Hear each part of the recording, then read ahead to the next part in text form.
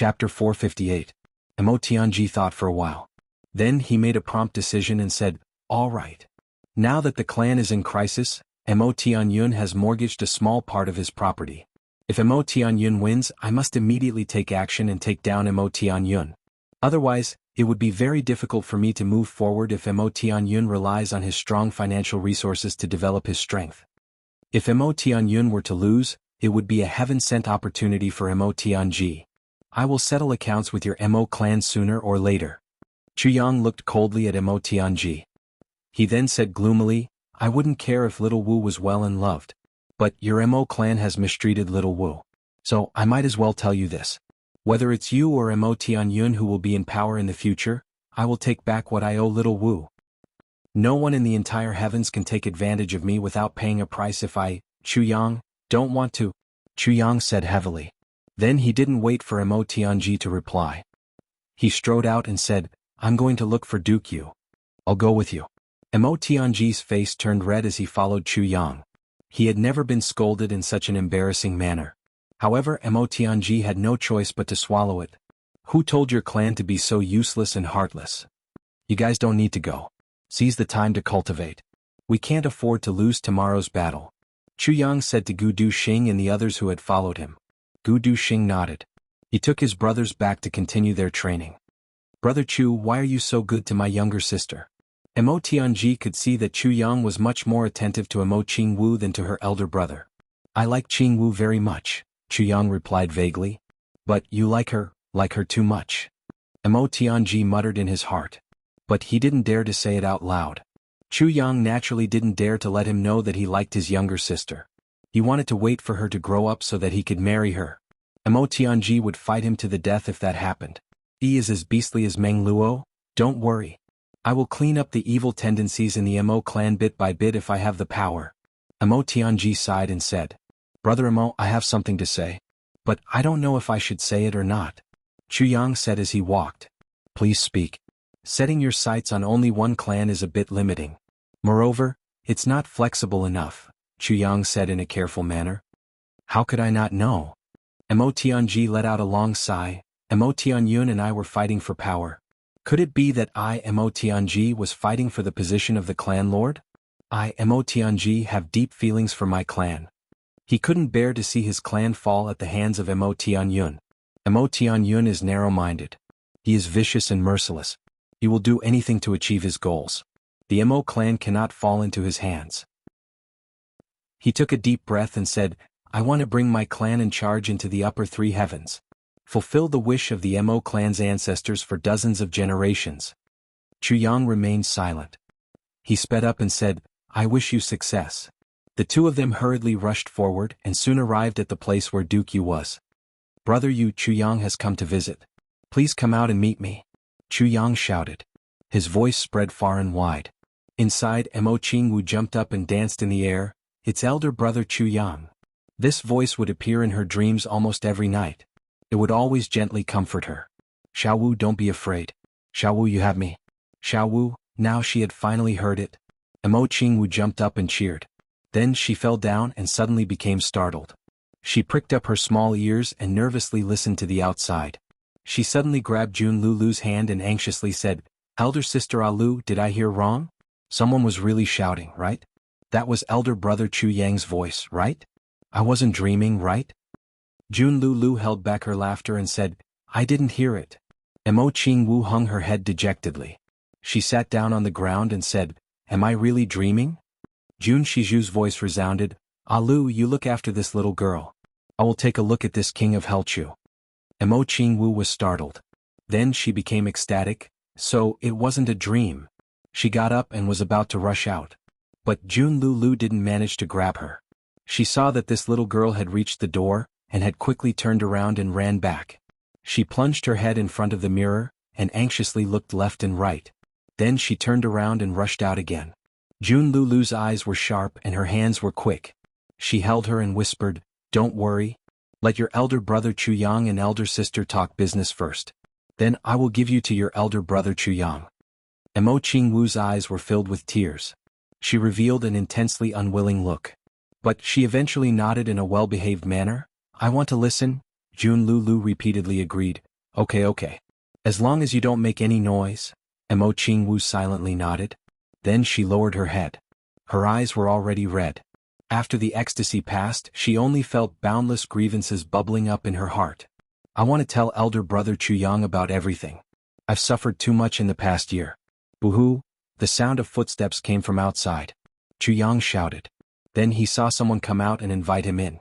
He walked inside without thinking. Mo Tianji also wanted to follow him.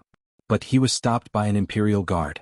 The guard said, Minister Jun only wants to see Minister Chu. Mo Tianji was helpless. He had no choice but to wait outside. Chu Yang walked in and saw a black-clothed woman. She was standing in the room with her back towards him. Her hair was like a cloud of mist, and her figure was graceful. She was wearing ordinary black clothes. But it gave people a feeling that she was in the clouds. It seemed as if she was an ethereal immortal. She was riding the clouds and riding the wind. Your Excellency is... Chu Yang's pupils shrank. He faintly guessed, Minister Jun, right? Minister Chu has good eyesight.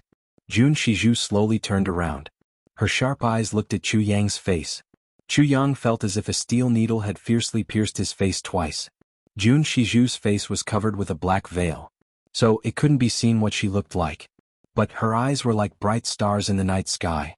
So people couldn't look at her directly. Minister Chu must have come for Mo Qingwu, Jun Shizhu insipidly said. Chu Yang's mind shivered. He said, yes. Mo Tianji must have gone to ask for help? Jun Shizhu smiled. Yes, Chu Yang calmly admitted. Sure enough. I deliberately made things difficult for Mo Tianji because I wanted Minister Chu to come here for a chat. Jun Shizhu's voice contained a cold smile as she said, I would have given you too much face if I had come to pay you a visit. So I had no choice but to resort to this plan. Minister Chu, please don't take offense. Chu Yang smiled. Minister Jun is an expert of this generation. You're a senior expert. You have a high position and power. You're the overlord of this generation. So Chu Yang should have come to pay a visit to you. Jun Shizhu had unleashed her imposing aura when Chu Yang had come in. She had turned around and created an aura of a monarch overlooking the world. And this aura had shrouded Chu Yang. At the same time, she had been carefully observing Chu Yang's expression, voice, eyes, and even the movements of his muscles. However, she had discovered that Chu Yang hadn't changed in the slightest. He was the same as he had been when he had come in. He was neither arrogant nor overbearing. In fact, even his pulse hadn't changed. It was rare to see such a young man with such willpower among the heroes of the world. Jun Shizhu's eyes slightly flashed with a mysterious light. She thought, no wonder little Yu values him so much. This young man is really extraordinary. Minister Jun, there's no harm in speaking your mind, Chu Yang said. Minister Chu, what do you think of my dark bamboo? Jun Shizhu pondered for a moment. Then she suddenly asked. Dark bamboo dominates the upper three heavens. So, it's naturally a first-class force. Chu Yang pondered for a moment and said, such a force is enough to dominate a region even in the upper three heavens. It's a pity that there are few top-notch experts. Otherwise, dark bamboo wouldn't have been the ruler of the upper three heavens. It would have been a veritable overlord of the upper three heavens. It's a pity that there are few top-notch experts. Jun Shizhu slowly repeated. Her eyes exposed a smiling expression. That's good. I can return Mo Qingwu to you. Jun Shizhu didn't beat around the bush and said, but I want Minister Chu to promise me something. Or, give me a promise. I never make any promises. Chu Yang insipidly said, I never make promises to anyone or anything. He looked at Jun Shizhu with a serious expression and said, Minister Jun must be aware that the so-called promises are only used for betrayal. I don't want to break my promise to anyone. A promise is too heavy for me. The look of appreciation in Jun Shizhu's eyes became even more intense. She said, that's good. Then you don't have to promise me anything. But, Minister Chu, you have to promise me something at an appropriate time in the future. How about it? She smiled and said, it's a request that won't embarrass you. Chu Yang pondered. Jun Shizhu's words were simple. But could it be that the dark bamboo's request was simple? Minister Chu has just arrived here. So you can't contend with a big clan yet. In exchange, I, Jun Shizhu, can guarantee that no one will snatch Mo Qingwu away from you. Jun Shizhu smiled and stated her condition. All right. Chu Yang made a prompt decision and agreed. This was the most troublesome matter for him at present. It's a deal. Even a galloping horse can't catch up. Both of them looked at each other and smiled. Jun Shizhu felt relieved in her heart. This way, we'll have an opportunity to turn things around when that peerless master arrives. Moreover, there's still some time left. Chu Yang will be entangled with many things during this period of time. He will be in constant trouble. Moreover, his ambition will be very big. So, why would she worry about her relationship with Chu Yang? Jun Shizhu hadn't thought that the peerless master she had imagined was standing in front of her at this moment. Jun Shizhu gently smiled. Then her body fluttered like a wisp of black smoke and disappeared from Chu Yang's sight. Jun Lulu gently released Mo Qingwu from behind the curtain and quietly disappeared. Then, a voice that had been suppressed for a long time suddenly burst out, "Brother Chu Yang." Her voice was so loud that it almost broke her throat. "Qingwu?" Chu Yang's entire body shook. He suddenly turned his head in pleasant surprise. He saw a petite figure rushing towards him as if her life depended on it. When she was halfway there, she suddenly flew up and pounced towards him. Chu Yang subconsciously opened his arms. His eyes couldn't help but turn red. He felt a burst of fragrant wind in his arms. Then a soft body wrapped itself around his body like an octopus. Mo Qingwu firmly stuffed her small head into his bosom. She felt happy, sad and satisfied at the same time. She flattened her small mouth and her voice had already changed. "Brother Chu Yang, you've finally come, boo-hoo." She burst into tears before she could finish speaking. She opened her small nose and greedily breathed in Chu Yang's scent. She suddenly felt so happy that she wanted to cry. She felt so happy that her heart ached. How long have I been looking forward to this embrace? How many times have I dreamed of it? Chu Yang held her tightly and couldn't speak. Only his heart was beating intensely. "Little Wu Qingwu, I've come. I won't let you suffer any grievances. My Qingwu." Chapter 459. Qingwu. Chu Yang hugged this soft body tightly. His voice was almost hoarse. His heart trembled as he called out this name with a trembling voice. Mo Qingwu used all her strength to squeeze her petite head into Chu Yang's chest. She used all her strength to control herself so that she wouldn't cry out loud.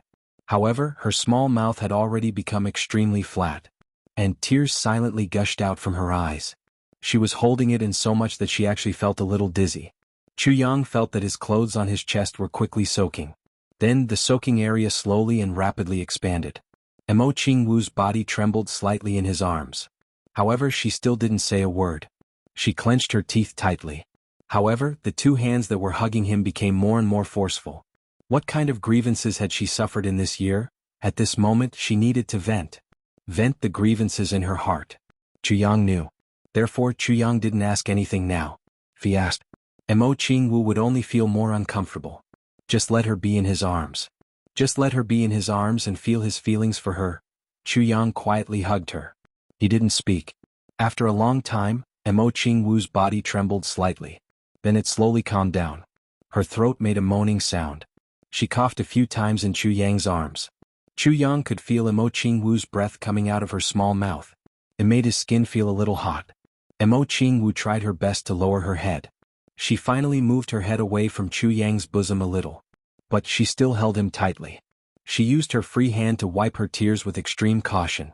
Her movements were very light. It seemed that she was afraid that Chu Yang would find out what she was doing. She didn't want big brother Chu Yang to see her tears after being separated for more than a year. She wanted to be happy. She wanted to smile at brother Chu Yang. However, she couldn't help but cry. Tears of joy, tears of grievance, tears of sadness, tears of finally meeting again. She wiped hard. She wanted to wipe away her tears. Then she raised her head and smiled at brother Chu Yang. "Brother Chu Yang, I missed you so much." She wanted to show brother Chu Yang the happy smile that brother Chu Yang liked to see. She wanted to let this smile tell brother Chu Yang that she was fine. "Because you finally came. No matter what happened, it was all good. It was the best." However, the more he wiped, the more tears he shed. No matter how hard he tried, he couldn't wipe them all away. She was a little flustered and hated herself. Why did she have to cry? "Don't cry, little Wu. Brother Chu Yang is already here. Why are you still crying? You're safe. You're fine. With brother Chu Yang by your side, no one can hurt you." She tried hard to convince herself, but she couldn't stop herself from crying. In the end, she gave up and let her tears flow out. She sobbed and said, "Brother Chu Yang, I'm sorry. I want to cry when I see you." Chu Yang gently stroked her long hair. He felt that his eyes were a little dry. He said, If you want to cry, then cry. Big brother Chu Yang will accompany you here. My light dance, regardless of crying or laughing, I like it.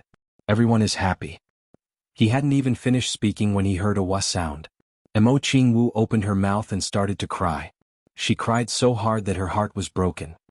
Boo! Brother Chu Yang, I miss you so much. Boo-hoo, I dreamed of you that day. Boo-hoo! Mo Qingwu sobbed and cried. She used Chu Yang's clothes to wipe her tears. She poured her heart out at the same time. She couldn't remember anything now. The grievances that she had suffered had almost made her collapse several times. She had thrown them to the back of her mind. She only wanted Brother Chu Yang to know how much she missed him, how much I yearned for Brother Chu Yang's embrace. This is the only thing in the world that can make me feel at ease. Chu Yang held Mo Qingwu in his arms. He slowly walked a few steps and sat down on the armchair that Jun Shizhu had sat on. He let this delicate and small body kneel on his lap. He tenderly looked at Mo Qingwu as she sobbed and poured her heart out. Her rosy little mouth flattened. There was a look of grievance on her face. She was very careful. It seemed as if she was afraid that Brother Chu Yang would get tired of her. Gradually, the careful look disappeared. What was left was only grievance and longing. Slowly, the grievance also disappeared. What was left was only longing. It seemed as if Mo Qingwu hadn't felt any grievance or pain in the past year or so. There was only longing. There was nothing else. Mo Qingwu lowered her head as she spoke. But she slowly began to gather the courage to raise her head and look at Chu Yang.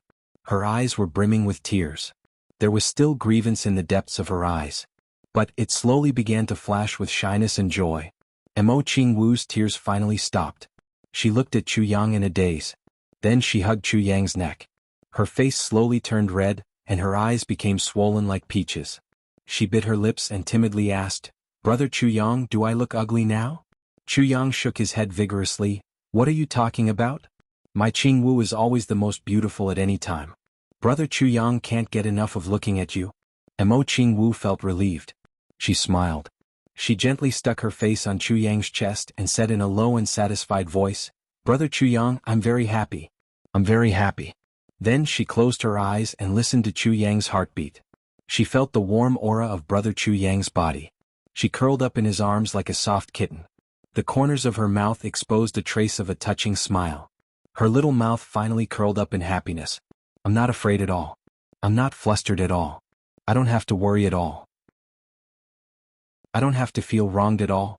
Brother Chu Yang is here. I don't have to worry about my things being taken away by others. I don't have to worry about being given away as a concubine. I don't have to worry about people looking down on me and abandoning me. Brother Chu Yang will protect me. Definitely. Everything is fine." Chu Yang's heart was peaceful and satisfied. Hugging this delicate little body, he seemed to feel that his life was finally complete. "Brother Chu Yang, I'm very happy." This sentence was also silently said in his heart. "Qingwu, I'm also very happy. I can feel that you're full of vitality in my arms. I'm very happy. I'm very happy." He thought of his previous life. Mo Qingwu weakly snuggled in his arms and said, "Chu Yang, I look better than the sword." Then he thought of today's sentence. "I'm very happy." Chu Yang instantly felt that his previous life and this life were gathered together. His mind was a mess. It was strange and variegated. It was as if at this moment he had returned to the purple bamboo forest of his previous life. Then he suddenly returned like a dream. Feeling the warm and soft body in his arms, Chu Yang suddenly felt a burst of satisfaction. He silently said, "Qingwu, if there is a next life, I will dance with you under the heavens. I'm satisfied. I will definitely dance with you under the heavens. I won't have any more regrets." He lovingly lowered his head to look, and saw that Mo Qingwu was dressed in red. Her soft hair was draped over her shoulders, and the red cloud steel butterfly was flashing on her head. She didn't have any other accessories besides this butterfly. Her long eyelashes softly stuck to her eyelids. Like a tired butterfly, she began to stopping in this warm embrace. Mo Qingwu contentedly and happily sighed. She moved her arms that were a little sore from hugging Chu Yang. She changed her posture, squirmed a little, and hugged him tightly again. She didn't want to let go for a moment. "I wrote 2,000 words for 14 hours. I deleted more than 10,000 words. The only thing I'm satisfied with is these 2,000 words. When I typed the title, Brother Chu Yang, I'm so happy, my heart suddenly turned sour and tears started to fall out of my eyes. I'm very happy. Because I wrote the feeling I wanted. Chapter 460. As the sun set in the west, rays of multicolored light shone upon the forest and the mountains, making it look like a sea of flowing light. Chu Yang carried Emo Qingwu and walked out with a smile. It was as if he had walked out of a fairy tale. His black robe fluttered, his figure tall. Emo Qingwu, dressed in red, lay in his arms. The sunlight on the horizon seemed to embed a layer of gold on Chu Yang and Emo Qingwu's bodies. At least, in Emo Qingji's eyes, it was a kind of beauty that shook his soul in an instant. This feeling was so harmonious, so touching. Emo Qingwu seemed to have grown on Chu Yang's body and would not come down no matter what. From time to time she would raise her head and smile at Chu Yang. After a while she would raise her head and smile at him again. Her smile was bright and satisfied. Emo Tianji stood there, dumbfounded by what he saw. He had been waiting here for an entire afternoon, waiting anxiously. But when he saw Chu Yang finally carrying Emo Qingwu out, he was suddenly touched at this moment. He was not in a hurry. He had never seen his little sister so happy. Such happiness and satisfaction that overflowed from the depths of her heart. Emo Qingji looked on with satisfaction. The anxiety that he had been waiting for an entire afternoon seemed to have disappeared without a trace at this moment. "Brother Emo, I'm taking Emo Qingwu away," Chu Yang looked at Emo Qingji and said solemnly. Hearing the words, "Brother Emo," Emo Qingwu raised her head in panic. She turned around and saw Emo Tianji, her second brother. Her eyes couldn't help but redden. But she bit her lip lightly and lowered her gaze. "Little Wu," Emo Tianji stepped forward, his voice trembling a little. Emo Qingwu bit her lip. After a long while, she said with difficulty, "Second brother? Emo Qingwu, do you want to go with me or Brother Chu?" Emo Qingji looked at his sister with some longing. "Second brother will also protect you." "I'll go with Brother Chu Yang," Emo Qingwu said without hesitation. Emo Tianji's eyes dimmed. "I'm leaving." Chu Yang looked at Emo Tianji. "Brother Emo, if you want to control the Emo clan, don't let go of this opportunity." Tianji agreed and then suddenly shouted, "Wait a minute." After he finished speaking, he ran over and looked at Emo Qingwu and said, "Little sister, I have a question that I have always wanted to ask you, but I didn't have the chance. Can I get your answer now?" "What is it?" Emo Qingwu was still biting her rosy lips.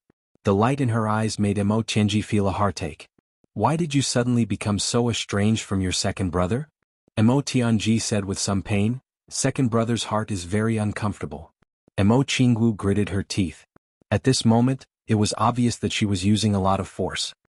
He looked at Emo Tianji, his second brother, with a complicated expression in his eyes. Then he asked in a low voice, "I have always wanted to ask you, second brother. Why didn't you dare to look at me on the day of the clan meeting?" Emo Tianji was startled and suddenly raised his head. However, Emo Qingwu continued to ask, "At that time, why did you tell him about my saber?" Emo Tianji was startled. He only felt bitterness in his heart. There were 1,000 things he wanted to say but he could not say them. "This time my family has betrothed me. As long as I return I will be engaged. However, you are the first to come and pick me up." Emo Qingwu said with some anger, "Second brother, don't you know what I will face when I return?" Emo Tianji felt as if he was struck by lightning. He took 3 steps back. He finally knew where he was wrong. He was wrong not to say it. He did all kinds of things but did not make it clear. These 3 things were all for Emo Qingwu's good. At that time, he did not dare to look at her because he could not bear to see his younger sister sad. However, he forgot that his younger sister was the most helpless at that moment. She needed someone to look at her and show that they were on her side. That way she would feel much better. The appearance of the saber was to make a final effort so that his younger sister could get some care after losing her original position in the family. However, he neglected that his younger sister had nothing. At that time, that saber was all her hope and spiritual sustenance. However, he cruelly took it away. Now he came to pick her up so that he could take her away and not let her return to the family to accept that cruel fate. However, he did not say it out loud either. His younger sister thought that he was sending her back to the fire pit. Who could he blame? Could he blame his younger sister for being too sensitive? However, if it was anyone else, how could they not be sensitive in that kind of situation? How could they not be sensitive? Chu Yang sighed and said, "Qingwu, your second brother truly loves and cares for you. There is absolutely no falsehood in it. He truly wants you to be well. However, your second brother's habit is to do good things but not to say it out loud. This is your second brother's shortcoming. You have to believe in your second brother." Emo Qingwu lowered her head. Her long hair covered her face. She gently nodded. Mo Tianji looked at Chu Yang with a strange feeling. He repeatedly thanked him. Thank you, brother Chu. Thank you. Not saying what you did is equivalent to not doing it. Especially good things. Chu Yang casually said, Brother Mo, you did very well. However, what you said was not good. This weakness isn't good for being the patriarch of a family. Mo Tianji deeply nodded. He seemed to be deep in thought.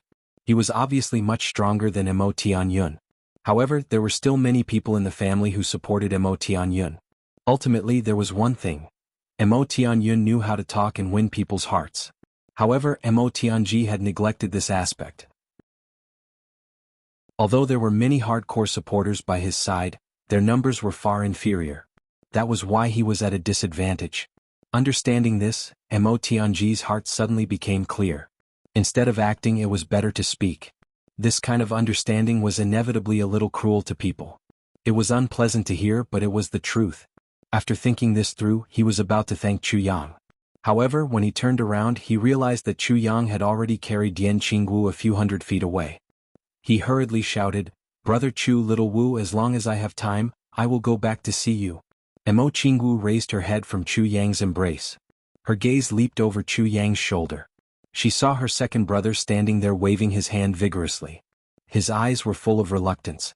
She couldn't help but feel moved. She stretched out her small hand from Chu Yang's shoulder and gently waved a few times. Mo Tianji's face was instantly full of smiles. Thank you, little sister. Mo Qingwu's face bloomed into a smile. Then she hid her head in Chu Yang's embrace again. Mo Tianji relaxed and let out a sigh of relief. He relaxed and smiled. Then he gently waved the purple jade flute in his hand and placed it on the flute. A whining sound of the flute suddenly floated in the forest. Mo Qingwu listened to her second brother's flute music. She was in brother Chu Yang's embrace. Suddenly she felt as if she was floating in the clouds. Among all the women in the world, there was no one else who could be happier than her. The next day the sky seemed to brighten exceptionally early. Mo Qingwu woke up early and ran happily into Chu Yang's room. When she saw Chu Yang lying on the bed, she couldn't help but heave a sigh of relief. It turned out that she was afraid that she was dreaming yesterday. She immediately covered her small nose with her hand and said, It's so smelly. Brother Chu Yang's feet are so smelly. She rushed to the door and breathed in a few breaths of air. However, she couldn't bear to leave. She could only stay at the door and squat on the threshold. Smelly? Chu Yang was a little depressed. He really did wash his feet last night before going to bed. His feet were like this. Even if he washed them 10 times in one night, there would still be a smell tomorrow morning. He remembered that Mo Qingwu's only dissatisfaction with him in his previous life was the smell of his feet. He couldn't help but smile. He rolled up and shook his body. Instantly, the room was filled with a fragrant smell. Mo Qingwu covered her nose and ran away. Brother Chu Yang, what are you shaking for? It's so smelly. Chu Yang laughed loudly. The great clans were already waiting for the battle. The bet was already over. They were only waiting for the opening of the battle. The huge venue was empty. There was actually a sea of people around. There were no empty seats. The best view was in the middle. It was the territory of the dark bamboo. It occupied a huge area. On both sides were the teams of the great clans. Then, there were even more scattered people who were waiting for this big battle. Dong Wushang and the other clans were in the south. All the clans on Gao Sheng's side were in the back. The 4 great clans in charge of the bet were naturally closest to the 2 sides. They were observing the outcome of the battle. Everyone's hearts were in their mouths. This wasn't just a bet. It also involved one's personal wealth. Once Chu Yang and Duke Yu bet 800 million, the odds for Gao Sheng were immediately pushed down to 1-1.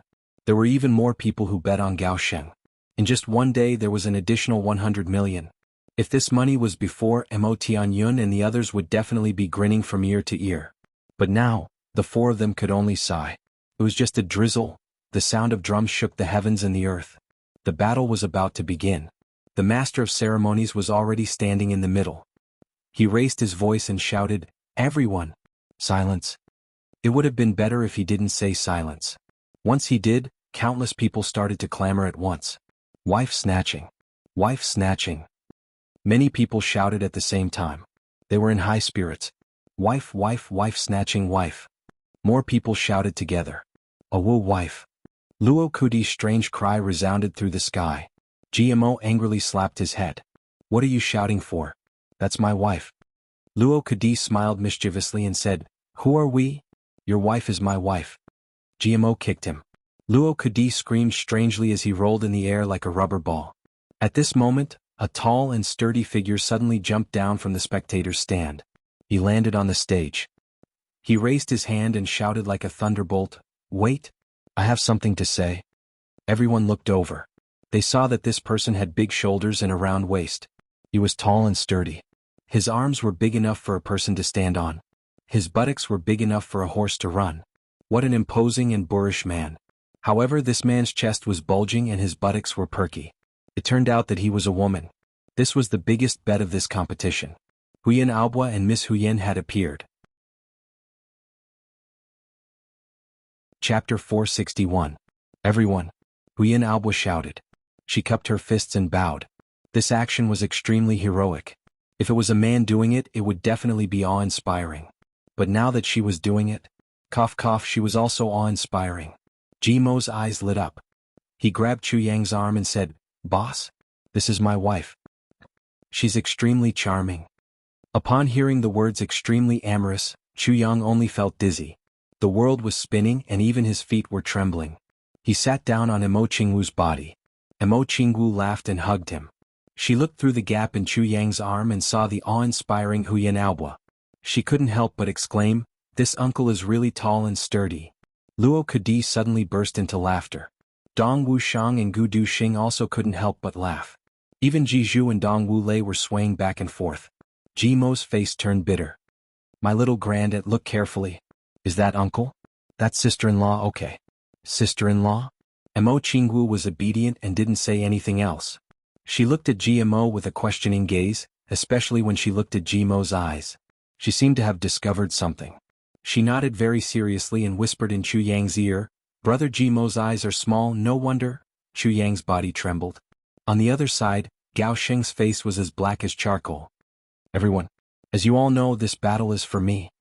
Huyan Aobua exhaled and said majestically, "I am Huyan Aobua, Gao Sheng's fiancé. We have been engaged since childhood. It's the order of the clan." Everyone gradually quieted down and listened to this woman speak. "But, Gao Sheng doesn't like me." In order to avoid this marriage, he even ran away from home and went to the lower three heavens. Huyan Aobua said indifferently, "I look different from ordinary women. I, Huyan Aobua, understand that he doesn't like me. After all, everyone wanted their woman to have a beautiful figure and to be lovable and charming. I admit that I'm not good-looking." Huyan Aobua said loudly, "Because I'm not good-looking, it's understandable that Gao Sheng ran away from the marriage. I won't blame him. She wouldn't hate him. If I were a man, I wouldn't want a wife like her. Don't you all agree?" Huyan Aobua roared. However, no one replied. Seeing this woman speak, everyone suddenly felt their hearts sink. "That's why I don't have much hope for my marriage. That was until I met the second son of the Ji family, GMO. He didn't abandon me and I fell in love with him. I immediately returned home and asked my family to cancel my engagement with the Gao family." Huyan Aobua said loudly, "I originally thought that this matter would be a matter of course. Because Gao Sheng ran away in order to escape the marriage. Would he want to marry me? Annulling the engagement should have been a matter of course. But, who would have thought that Gao Sheng would immediately say that GMO had snatched his wife away from him? He couldn't bear the humiliation and wanted to fight GMO. This is also the origin of this matter." Huyan Aobua laughed. "How laughable is this matter? This matter is getting bigger and bigger. Now the 8 great clans are getting involved. Tens of thousands of heroes are waiting in anticipation." Huyan Aobua laughed mockingly and said, "Gao Sheng, you are so generous." Gao Sheng sat with an ashen face. He cursed in a low voice, "Bitch." Huyan Aobua laughed heartily. Then she suddenly turned around and looked in Gao Sheng's direction. She said in a loud voice, "Gao Sheng, since you said that GMO had snatched away your lover, and didn't hesitate to create such a huge battle, I presume that you like me very much? Then as long as you agree, I will marry you right now. Are you willing to be your wife? Do you dare to marry me?" Gao Sheng's face suddenly turned pale. Looking at Huyan Aobua's tall and sturdy body, he couldn't help but swallow a mouthful of saliva with difficulty. "Gao Sheng, are you willing or not?" Huyan Aobua laughed loudly, "Say something." Gao Sheng finally couldn't bear it and said angrily, "You have already hooked up with GMO. How can I still want you to be my wife?" As soon as these words came out, the large field was filled with boos. If you don't want to marry her, why are you fighting? Is it fun to fight? Someone said loudly.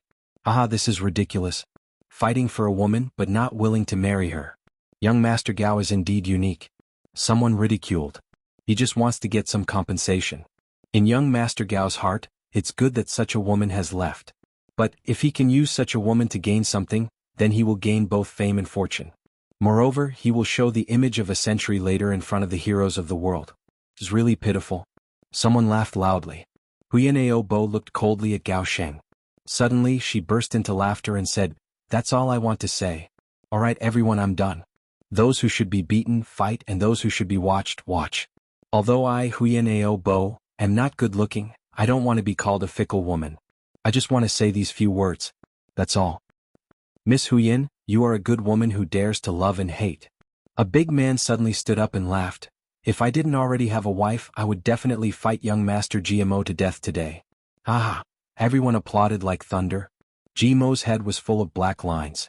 He muttered, "This woman really? She attracted so many love rivals with just a few words. What should I do?" As he said this, his face was full of worry. Sun Wushang, Gu Du Xing and Luo Kudi rolled their eyes and looked at the sky. They thought, this guy is crazy. We also admire Huyan Ao Bo's temper and character. But to marry her as a wife, we should politely decline. Mo Qingya's eyes were shining. She pulled Chu Yang's arm and whispered, "This sister's ears are so lovely." GMO on the side immediately said, Yes, her figure is also very good. Think about it. With such a wife, she can shelter you from the wind and rain. How safe would that be?" Chu Yang painfully closed his eyes. He had the urge to tear GMO into pieces. Fortunately, the competition had begun. The master of ceremonies announced loudly, "Competition of the 7 great clans. First round, Dong Wushang against Li Xiong Tu." Sun Wushang suddenly stood up. He stretched out his hand and the pitch-black cloak on his body fluttered to the ground. His tall and majestic figure was revealed. His black saber stood erect behind his shoulder. He walked down step by step. Halfway down, he suddenly looked up to the sky and laughed loudly. His voice was like thunder and rumbled in all directions. "Li Xiong Tu, you can give up now and let Tu Qianhao come up. It's not too late. I'm afraid you won't have time to regret if my saber attacks you." Li Xiong Tu's tall and sturdy body suddenly stood up. His eyes were filled with a strong desire to fight. He laughed and said, "Dong Wushang, are you afraid?" Sun Wushang's eyes flashed and he said, "Very good." Both of them were thousands of feet away from each other. They looked at each other. They felt a heroic and majestic aura pressing down on them. Their desire to win was aroused and they suddenly laughed at the same time. Chapter 462. 2 equally burly figures swept down from the stands at almost the same time, one on the left and one on the right. They flew towards the center of the arena. Although there were only 2 people, they seemed insignificant in such a grand arena. However, the people on the left clearly felt a huge mountain pressing down on them. The people on the right felt as if the earth trembled under this power. Dong Wushang's domineering aura soared to the heavens. Li Xiong Tu's heroic aura was unparalleled. These 2 people had met in the first round. Could be said that they were evenly matched. Chu Yang's heart skipped a beat. He opened his eyes wide. The 2 most domineering people among the 12 future influential people were finally facing each other here. Chu Yang had some expectations for this battle. From this battle, he could completely see the direction of development of these 2 people. Because these 2 future influential people had now begun to shape their life's achievements. Dong Wushang's falling body suddenly let out a long roar. He stretched his hand back and pulled out the black saber in midair. This action of pulling out the saber immediately made the surrounding people boil with a boom. Because of his burly figure, he gave people a feeling of being as immovable as a mountain even when he was flying. His right hand, which was stretched back, moved very slowly. Everyone could see it clearly. But it was precisely this slow movement that left behind an extremely clear welcome. The procedure of this saber was very clear. Hand raised, finger pointed to the sky, hand over the shoulder, and hand holding the saber. Every action was clearly seen. It made people's vision and feeling seriously conflicted. It was extremely uncomfortable but also extremely mysterious. Then, a long rainbow-like saber light shot out from his saber. Following the motion of pulling out the saber, a black light was emitted. Dong Wuxiang's body suddenly changed the direction of his fall. Together with his saber, he turned into a long black rainbow and flew across the sky violently. He rushed towards Li Xiongtu. He changed direction halfway, but the speed of this jump was much faster than the speed of his fall. The saber light was like a black dragon cutting through the air. It actually made a thunderous sound. The sleeves of his sleeves streaked through the air, and it actually emitted a loud crashing sound. On the opposite side, Li Xiongtu let out a wild shout at the same time Dong Wuxiang changed his move. His body rolled and a dazzling sword light suddenly appeared. The sword aura was as thick as a drum, and its whole body was emitting a bright and dazzling light. Like the tail of a meteor in the sky, it also changed direction in the air and madly rushed toward Dong Wuxiang. The two of them had unexpectedly adopted the same strategy. The first strike was to be as powerful as a thunderbolt, giving the other party a heavy blow. He heaved a sigh of relief and said in a soft voice, "Wuxiang has won this round." Gu Duxing and Ji Amo turned to look at him. In the arena, the two of them approached each other like lightning. They were already in the sky above the arena. Dong Wuxiang's eyes shone with an intense desire to fight. He shouted, "Slash!" His voice was like a thunderclap, and his saber was like a thunderbolt. With a ferocious aura that could cut through a mountain range, his saber chopped down. Li Xiongtu didn't utter a single word as he rushed over. The sword light was blazing. Boom! The two men's majestic bodies collided with each other in midair. The saber and the saber intersected. Their forelegs were also rapidly moving like butterflies. In an instant they had exchanged 13 saber moves, 13 sword moves and 13 legs. With a loud bang, a wave of air rolled out and spread in all directions. Dong Wuxiang let out a long shout, and his black hair suddenly fluttered in the air. He somersaulted twice in midair and was shaken to retreat. On the opposite side, Li Xiongtu let out a muffled groan. His beard fluttered and he made the same move as Dong Wuxiang. He somersaulted in midair and retreated 30 feet. The two of them were about to land on the ground at the same time. Dong Wuxiang pointed his black saber downwards, and the tip of the saber touched the ground. Dong Wuxiang's body, which was about to land on the ground, bounced up like a bullet. The saber light turned into a rainbow and shot straight toward Li Xiongtu's day. The curly beard on Li Xiongtu's face exploded. The tip of the beard touched the ground and bounced up. His entire body bounced up into midair and suddenly fell down. The sword light actually turned into a dazzling snow-white disc, and went to meet Dong Wuxiang's attack. Dong Wuxiang's eyes flashed. His left hand was suddenly behind his back, and his right arm held the saber. The tip of the saber was slightly raised, and his body in midair changed into an even more forward-leaning posture. Following the violent momentum, the saber ruthlessly chopped on the sword-light disc. The violence of this saber made the onlookers feel like closing their eyes and couldn't bear to watch. A loud clang. The disc-like sword light suddenly became somewhat scattered. Dong Wuxiang's second saber fell down. Another loud sound rang out. Dong Wuxiang's right arm danced like a whirlwind. The heavy black saber was like a thunderbolt, violently falling down, lifting up and falling down again. Barbaric. Yes, Dong Wuxiang's fighting style was extremely barbaric. Completely unreasonable. Under such barbaric attacks, no matter what kind of fancy moves, no matter what kind of moves, it was useless. What borrowing strength to fight strength or what kind of tricks were all just nonsense. Unless you could block his attacks and hold on until the moment the two of them separated, otherwise, you would only be reduced to dregs by his extremely barbaric attacks. Clang, clang, clang, the sound of iron being hammered rang out continuously. Li Xiongtu was suffering unspeakably. He had always been known for his great strength, and his hands were also made of specially made star iron. It weighed more than 50 kilograms, and if it were anyone else they wouldn't be able to use it. But when facing Dong Wuxiang, he felt that the strength that he was so proud of actually paled in comparison to the other party. The other party's barbaric, violent and completely unreasonable fighting style made Li Xiongyin, who had the same style, feel aggrieved. In the past, those who fought with Li Xiongtu would all feel this. But now it was finally his turn to bear it. Dong Wuxiang's face was cold and expressionless, and his attacks were like a storm. The bodies of the two people kept falling, and in the process of falling they kept colliding. Dong Wuxiang actually didn't have any fancy moves, and without the slightest bit of skill, he chopped out 10 times in a row. The two people had already landed on the ground, and with a loud bang the saber and sword clashed. Dust and dirt flew up with a bang. Tens of thousands of people around felt their eardrums explode at the same time. Dong Wuxiang stood still, his long saber pointed forward. His eyes were cold and sharp, and he was as expressionless as steel, like an eagle. Li Xiongtu's body flew out like a cannonball with his long sword in hand. His feet landed on the ground and he flew for 70 to 80 feet before he landed on the ground with a puff sound. Then he suddenly bounced up and spun in the air before he stood firmly on the ground. His face turned dark red for a moment before it turned pale. He raised his head and looked at Dong Wuxiang, his eyes already full of seriousness. He had actually already suffered internal injuries in this violent exchange of attacks. He didn't expect that this Dong Wuxiang, who was 4 or 5 years younger than him, actually had the strength to defeat him and even kill him. This violent attack made everyone watching the fight hold their breath, and their hearts almost jumped out of their throats. Too violent. Too satisfying. This fighting style was too hooligan. Chu Yang watched the two people fight with rapt attention and completely relaxed. Dong Wuxiang was definitely going to win this round.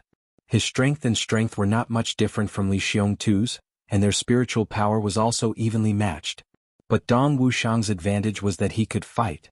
He dared to fight. Moreover, Dong Wuxiang's aura was fierce and indomitable. Although Li Xiongtu's aura was domineering, he didn't have Dong Wuxiang's reckless spirit. The most important thing was, Dong Wuxiang's saber was more than 5 times the length of his opponent's sword. To tell the truth, Li Xiongtu's sword was still intact, and this was already very surprising to Chu Yang. The two people in the field looked at each other and each roared loudly. Then they rushed up and fought again. Du Xing, if you weren't injured, how would you deal with him? Chu Yang asked Gu Du Xing. As soon as he relaxed, Chu Yang immediately used this opportunity to teach Gu Du Xing and the others a lesson. This was a rare learning opportunity. Gu Du Xing, GMO, and Luo Kudi all turned their ears at the same time. Gu Du Xing smiled. My style is different from Li Xiongtu's. If I were to fight Wuxiang, I would launch intensive attacks from the beginning, and would never compete with him in strength. I would use the speed of my body movement to restrain his unparalleled strength. I would drag it out until his aura was exhausted, and that would be when he would be defeated. Chu Yang nodded and said, this method of yours can be used to deal with others. For example, against Li Xiongtu it would be easy. But against Wuxiang, you would need to expend several times more energy. What? Gu Du Xing didn't understand. Dong Wuxiang's saber is heavy. Heavy is an advantage. And it's not just a little heavy, it's too heavy. It's not easy to grasp its weight, but once it's grasped, it will form a kind of inertia. This kind of inertia only needs to be slightly manipulated to be able to unleash the full power of the saber itself. This is the advantage of heavy weapons. Chu Yang smiled. So, you see that Wuxiang is using all his strength in every move, but in fact he isn't using much energy. And if you continue fighting like this, he will become braver and braver. And faster. So, if you have the idea of wasting his energy, the final result will be that both of you are powerless or both of you will be injured. Your injuries will be lighter and his injuries will be heavier. This is the difference. If it's a life and death battle, you will be heavily injured and he will die. Chu Yang said, and among the experts of the same level, perhaps only you, Gu Du Xing, can achieve such an outcome. Gu Du Xing was deep in thought. The best way to deal with Dong Wuxiang's fighting style is, don't let him go crazy and get excited. Suppress him right from the start. Then you will be able to end the battle very quickly, Chu Yang said. How can you suppress him right from the start? Gu Du Xing frowned and thought hard. Suddenly his eyes lit up. Dong Wuxiang's strength lies in his saber. So, if you make use of your body movement to deal with his wrist before his attack reaches its peak, you will be able to deal with his wrist first. The wrist holding the saber is his Achilles heel. Yes. Chu Yang nodded. But, just like now, even if Li Xiongtu thinks of this, it's already useless. Because Dong Wuxiang's aura has already reached its peak. And Li Xiongtu's aura has already been reduced by half. Chapter 463. Dong Wuxiang and Gu Du Xing were completely different. If Gu Du Xing was a natural swordsman, then Dong Wuxiang was undoubtedly a natural warrior. A dashing warrior. Chu Yang nodded and looked at the opposite side. He saw that some people were whispering to each other. They seemed somewhat anxious. Obviously, they hadn't expected that Dong Wuxiang would be so powerful. Dong Wuxiang's reputation had risen during this time. But he was still a few years younger than Li Xiongtu's day. Who would have thought that Dong Wuxiang would be able to firmly suppress Li Xiongtu? Especially the gamblers. Each of them opened their eyes wide. They were so nervous that they didn't dare to breathe. However, a few people had gathered together and were whispering to each other. They were the leaders of the Gao clan, Li clan and Tu clan. They were looking at the scene with dignified expressions. Chu Yang's eyes flashed. He thought, so that's how it is. They want to take advantage of this competition. They want to form an alliance regardless of whether they win or lose. Presumably this is the real intention of the Gao clan to provoke this decisive battle. It doesn't matter whether Dong Wuxiang wins or loses. The Dong clan and the Li clan are facing each other. These two clans are both colossi. So the conflict between them will become more and more intense. Having a powerful ally in this situation is like sending charcoal in the snow. Jun Shizhu gently sighed on the other side. She said, Li Xiongtu lost. Duke Yu stood beside her with his hands clasped behind his back. He looked at the scene without blinking. He slowly nodded and said, but both of them have great potential. Jun Shizhu thought for a moment and said, Dong Wuxiang should be stronger. Duke Yu said, Li Xiongtu made a strategic mistake. Li Xiongtu may not necessarily lose if he were to face Dong Wuxiang again. But Dong Wuxiang is 5 years younger than Li Xiongtu's day, Jun Shizhu said. You only look at the fighting strength. You don't think about this. But this is a very important factor. Moreover, you must pay attention to one thing. Dong Wuxiang started to improve rapidly after he met Chu Yang. In other words, he was far inferior to Li Xiongtu's day. He only used a little more than a year to defeat him. This is the key point. Jun Shizhu sighed and said, I'm suddenly very interested in this king of Hell Chu. Duke Yu nodded lightly and said, he is indeed a strange person. Moreover, its potential has reached a frightening level. Jun Shizhu's eyes lit up as she said, frightening? She pondered for a moment and then said, do you want to go and take a look? Duke Wei replied, all right. Then his figure suddenly distorted and disappeared from Jun Shizhu's side. Jun Shizhu's eyes flashed. She then faintly whispered, Little Wei's otherworldly phantom technique has strengthened a lot? Could it be that he received some kind of stimulation and progressed? Jun Lulu faintly smiled. Her eyes flashed with a proud brilliance. When Duke Yu came to Chu Yang's side, he saw Mo Qingwu sitting in Chu Yang's arms. She was happily peeling an orange and stuffed a piece of the fruit into Chu Yang's mouth. Then she stuffed the other piece into her own mouth. She puffed up her cheeks and asked in a delicate and sweet voice, Is it sweet? Chu Yang moaned in satisfaction and said, It's too sweet. After Xiao Wu's hands it's indeed sweeter. Mo Qingwu smiled with satisfaction. Then eat another petal. It's so sweet that you'll die. Then she tore another piece and stuffed it into his mouth. Chu Yang chewed the orange and listened to this sweet sound. Suddenly he felt absent-minded and a name emerged in the bottom of his heart. Little Tian Tian? He couldn't help but sigh softly. The space beside him distorted, and Duke Yu appeared beside him. He said, So cool. Chu Yang snorted and said, Are your injuries healed? Duke Yu snorted. He sat on the seat beside Chu Yang that Mo Qingwu had vacated and said, Your injuries also healed very quickly. Same here. Chu Yang blinked. A chaotic sound of metal clashing resounded in the field. Dong Wuxiang's loud shouts were getting more and more majestic. Li Xiongtu roared wildly and did his best to counterattack. It was only a fight between two people. However, these two people had fought with a fierce and desperate aura of a magnificent army with thousands of men and horses. Dong Wuxiang roared loudly. The saber light and the sword shadow fiercely clashed together. Chu Yang closed his eyes and sighed, Li Xiongtu lost. Duke Yu nodded. In the field, the saber light and the sword shadow faded away. Dong Wuxiang stood upright in the field, and blood flowed from his shoulder like a waterfall. Li Xiongtu staggered backward. There was a line of blood on his forehead, and a terrifying saber wound on his chest. He retreated more than 100 feet and was about to fall down. He hurriedly used his long sword to support himself on the ground. With a snap, the long sword broke. This sword had already clashed with Dong Wuxiang's black saber hundreds of times. It couldn't bear the heavy burden and was full of scars. The moment he supported himself on the ground, it broke immediately. Li Xiongtu staggered and sat on the ground. He roared and gasped for breath. Suddenly he laughed bitterly and roared towards the sky, satisfying. He continued, I've lost. Dong Wuxiang was expressionless. He held his saber and bowed. Then he turned around and left. Li Xiongtu shouted, Dong Wuxiang, I'll look for you again. I don't need you to show mercy. Dong Wuxiang didn't even turn his head. He said, Next time I'll kill you. Li Xiongtu laughed heroically and said loudly, Motherfucker, it's fine if I've lost, but I've actually been sold a favor for not killing me. I've really suffered a great loss today. He turned his head and looked at the MC fiercely. Why aren't you announcing the result? Motherfucker, is it satisfying to sit here in a sorry state? The MC was shocked. He hurriedly said loudly, the first round of the competition between the 7 great clans, Dong Wuxiang vs. Li Xiong Tuesday. Dong Wuxiang wins. After he finished speaking, he hurriedly helped Li Xiong up and helped him down. Li Xiong didn't have any strength in his body, but he laughed as he walked. He shouted repeatedly, satisfying. It's satisfying to fight like this. Dukyu said, how was it? Chuyang naturally understood what he meant. He said, very good. Dong Wuxiang's victory was already expected. But Li Xiong didn't lose his fighting spirit even though he lost. It's very rare. Dukyu smiled, you really understood what I meant. An ordinary person would have thought that Li Xiong would have lost if he fought Dong Wuxiang again after this defeat.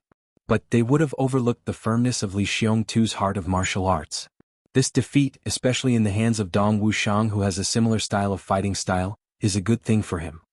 Chuyang nodded. How can one of the 12 influential figures of the future of the 3 heavens lose his fighting spirit so easily? Ao Xie Yun, Xie Dan Qiong, and Odu Xiao looked solemn in another direction. Ao Xie Yun softly sighed and said, how was it?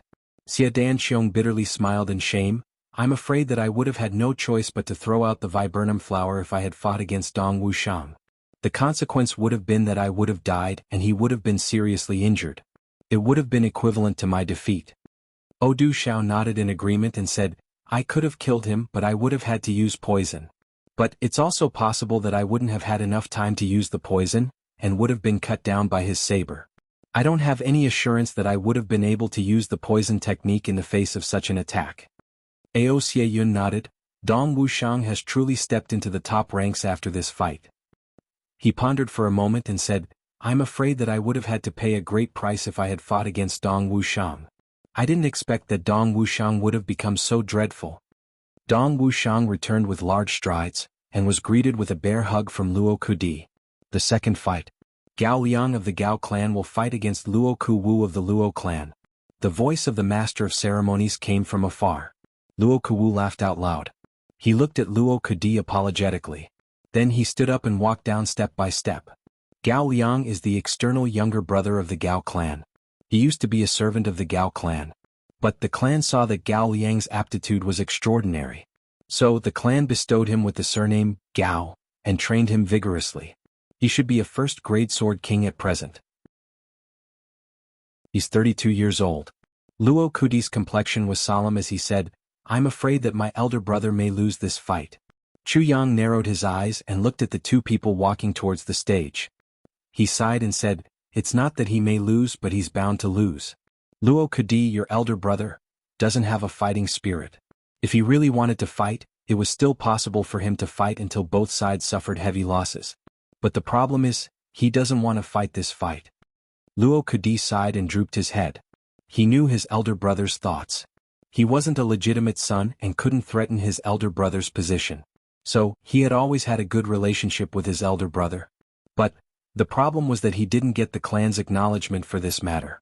It was already very good that his elder brother had come. Moreover, there was another reason. Luo Ku Wu had once received Gao Liang's favor. The other party had deliberately arranged the 2 of them for this fight. They must have seen this point. Even if Luo Ku Wu could win, it would only be a draw. What's more, he couldn't win. Chuyang had already thought of this point. He said, it's okay. We only need 4 wins out of 7. That's enough. Sure enough, Luo Ku Wu lost by a single move as expected. The next fight was between Jianghu and Gao Meng. Gao Meng was the second duke of the Gao clan. He wasn't a legitimate son either, but he was a martial arts genius. Jianghu entered the stage and the 2 of them fought fiercely. In the end, both of them didn't have any strength left, and could only shake hands and make peace. 1 win, 1 loss and 1 draw. What a pity. Duke Yu shook his head and sighed. Meanwhile, Jun Shizhu, who was watching the fight on the other side, also said, what a pity. Duke Yu saw that Chuyang had turned his head to look at him. So he said, Jianghu could have won. But the great dream divine technique he's practicing has reached a bottleneck. And it's time for him to make a breakthrough. He'll have to wait for the next opportunity if he gets injured. Jianghu can't afford to wait. So he can only end the fight peacefully. Great dream divine technique? Chu Yang smiled. No wonder he's so lazy. It turns out that he's practicing this kind of lazy technique. Dukyu smiled and said, in fact, you can help him make a breakthrough as soon as possible. Chu Yang curled his lips and said, I don't have that ability. Dukyu smiled meaningfully. The fourth fight. Tu Wanqing against Dong Wulei. Dong Wuxiang's complexion changed. He said, I admit defeat in this fight. Tu Wanqing was a king-level expert of the previous generation of the Tu clan. He had always been vicious and merciless. Even Dong Wuxiang wouldn't necessarily be able to win against Tu Wanqing, let alone Dong Wulei. It was obvious that Tu Qianhao was bullying people in this fight. Chu Yang's side had 1 win, 2 losses, and 1 draw after Dong Wulei had admitted defeat. Chu Yang was at a disadvantage. Everyone who had bet on Gao Xing to win was grinning from ear to ear. The fifth fight. Tu clan's representative is Tu Qianhao against Gu clan's Gu Du Xing. The atmosphere of the entire arena exploded along with these words. Many people had bet on Gu Du Xing's injury. Could be said that this fight was the key. There was basically no need to compete if Gu Du Xing lost. But Gu Du Xing's injury wasn't a secret. How could he defeat Tu Qianhao, who was at the same level as him while he was seriously injured? Chapter 464. Gu Du Xing stood up with a swoosh sound. His stature was as straight as a sword. He walked down with an indomitable sharpness. Suddenly, a sword intent surged in the air. However, people with high cultivations could faintly see that Gu Du Xing's complexion was somewhat pale. It seemed that he was seriously injured and hadn't recovered yet. They couldn't help but sigh inwardly. It seems that Gu Du Xing won't have much luck in this match. A sharp light flashed in Tu Qianhao's eyes. He then burst into loud laughter. Brother Gu, you and I are facing each other again today. Gu Du Xing faintly smiled and said, yes, Brother Tu has been preparing for this match for a long time. I can't bear to disappoint you, Brother Tuesday. A trace of embarrassment flashed in Tu Qianhao's eyes. He then smiled and said, Brother Gu is indeed free and easy. I'm afraid that I won't be able to hold back in this match. Please forgive me if I injure Brother Gu. Dong Wuxiang exposed an angry look in his eyes. He then said from behind Gu Du Xing, second brother, kill him. Kill this son of a bitch. Gu Du Xing slightly nodded. He then raised his voice and said, I'll be embarrassed if I injure Brother Tuesday. Suddenly, his figure flashed and he flew down. It seemed as if a sword had been thrown out of his hand. His sleeves fluttered in the wind. His gaze was sharp. Each and every move of his was filled with a sharp sword intent. Everyone's spirit was lifted. Tu Qianhao also flew down. The two of them were old rivals. They had fought many times in the past year. Gu Du Xing had been no match for Tu Qianhao in the beginning. However, he was now on par with Tu Qianhao. Moreover, Gu Du Xing's reputation had soared all the way. In fact, he was now faintly on par with the number 1 Gong Ao Xie Yun. All of this had raised an intense murderous intention in Tu Qianhao's heart. Tu Qianhao wanted to take advantage of Gu Du Xing's injury to cripple him in one fell swoop. And the purpose of his participation in this match was Gu Du Xing. Tu Qianhao looked at Gu Du Xing on the opposite side with rapt attention. His opponent's face was pale. He couldn't help but rejoice in his heart. Mo Tianyun's information was correct. This guy's injury isn't light. The eyes of Dukyu and Jun Shizhu on the other side flashed with a playful look. Dukyu smiled and said, King of Hell Chu, do you want to kill Tu Qianhao? Chu Yang smiled faintly. A murderous look flashed across his eyes as he said, if he wants to take advantage of me, then he must be prepared to go for wool and come home shorn. Dukyu laughed mischievously. Kill him? Chu Yang spread out his hands indifferently. This depends on Du Xing's intentions. Killing sometimes required skills and methods. For example, how to clear your name after killing someone. At this time, the two people on the field had already drawn their swords. Most of the gamblers who had bet on Gao Sheng were beaming with joy. He seemed to see the banknotes flying into his pocket. On the high platform, Ao Shiyun sighed and said, it would be too unfair if Gu Duxing were to lose because of his injuries. What a pity for this lone traveler. Therefore he could naturally see what Tu Qianhao wanted to do with a single glance. Then he frowned and asked, have you arranged for the people who are ready? Xie Danqiong smiled confidently, of course. Well, we must act immediately no matter who wins or loses. We must gather those poor bastards who have lost their family's fortune. Then our 3 clans will divide the spoils equally. Don't let Mo Tianyun take advantage of us, Ao Shiyun said. Well, I'm afraid that Gao clan also has this idea. We can only snatch a part of it at most. Ho Du Xiao was somewhat annoyed. I'm afraid that our 3 clans would have been destroyed tomorrow if we had snatched all of it. Ao Shiyun faintly smiled. We must maintain a balance at all times. The 2 people gently nodded and said with a smile, Gao Sheng has pulled together a small alliance in this gambling match. But they didn't expect that they would also form an alliance with their opponents. Moreover, our 3 clans will advance and retreat together because of this matter. Our interests are intertwined. Swift and fierce sword energy crazily burst forth. The 2 people on the field had already started to fight. 2 groups of sword light flashed at the same time as they started to fight. Then they spread out. Unexpectedly, no one could see their figures. Gu Duxing's sword light also gave people a feeling of loneliness and arrogance. On the other hand, Tu Qianhao's sword light had a swift and fierce murderous aura. No one knew that the 2 people on the field were talking in a low voice while they were fighting. Gu Duxing, you're dead today. Tu Qianhao crazily brandished his sword. His face exposed a pleased smile. Blame yourself for being in the limelight. Gu Duxing coldly snorted. It's not certain who will die. A loud clang sound was heard as Tu Qianhao fiercely blocked with his sword. Gu Duxing's body staggered and he retreated a few steps. His face flushed red. A long sword was a light and agile weapon. So, it would never appear in a fight between experts unless it was a special sword like Li Xiongtu's. However, Tu Qianhao was very proud of himself at the moment.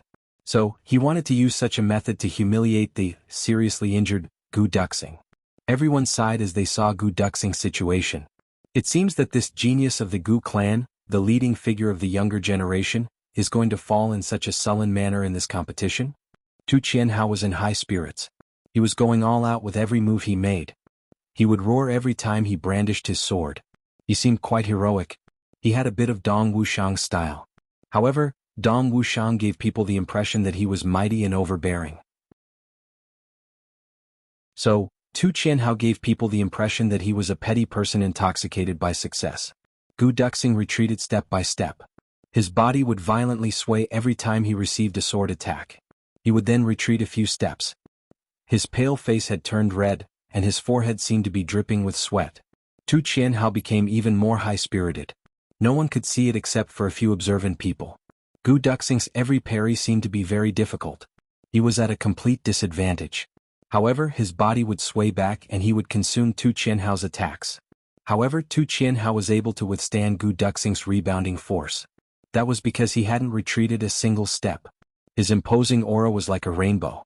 Tu Qianhao's consumption of spiritual power was far greater than Gu Duxing's under such circumstances. Tu Qianhao wouldn't have been so foolish in normal circumstances. However, he didn't care about this consumption at this moment. That was because defeating Gu Duxing in this manner in front of all the heroes of the world was the most supreme glory. His reputation would surpass Ao Xieyun's in one fell swoop as long as Gu Duxing was defeated today. And he would become the #1 person of the younger generation. The reason was very simple. Gu Duxing and Ao Xieyun.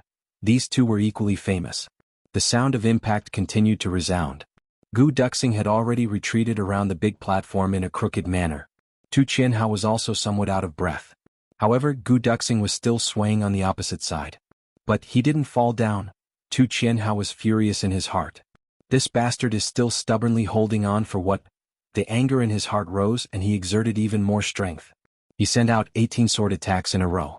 Then Tu Qianhao suddenly realized that Gu Duxing had raised his face and was faintly smiling at him. His smile was full of ridicule. He was looking at Tu Qianhao as if he was looking at an idiot. Tu Qianhao's heart moved. He instinctively sensed that something was wrong. You're really stupid. How did a person like you become the Grand Duke of the Tu clan? Gu Duxing whispered, the Mo clan and my Gu clan have always been allies. You stepped into such a trap. It's really making me feel embarrassed. Tu Qianhao was startled. His mind suddenly went blank. Trap.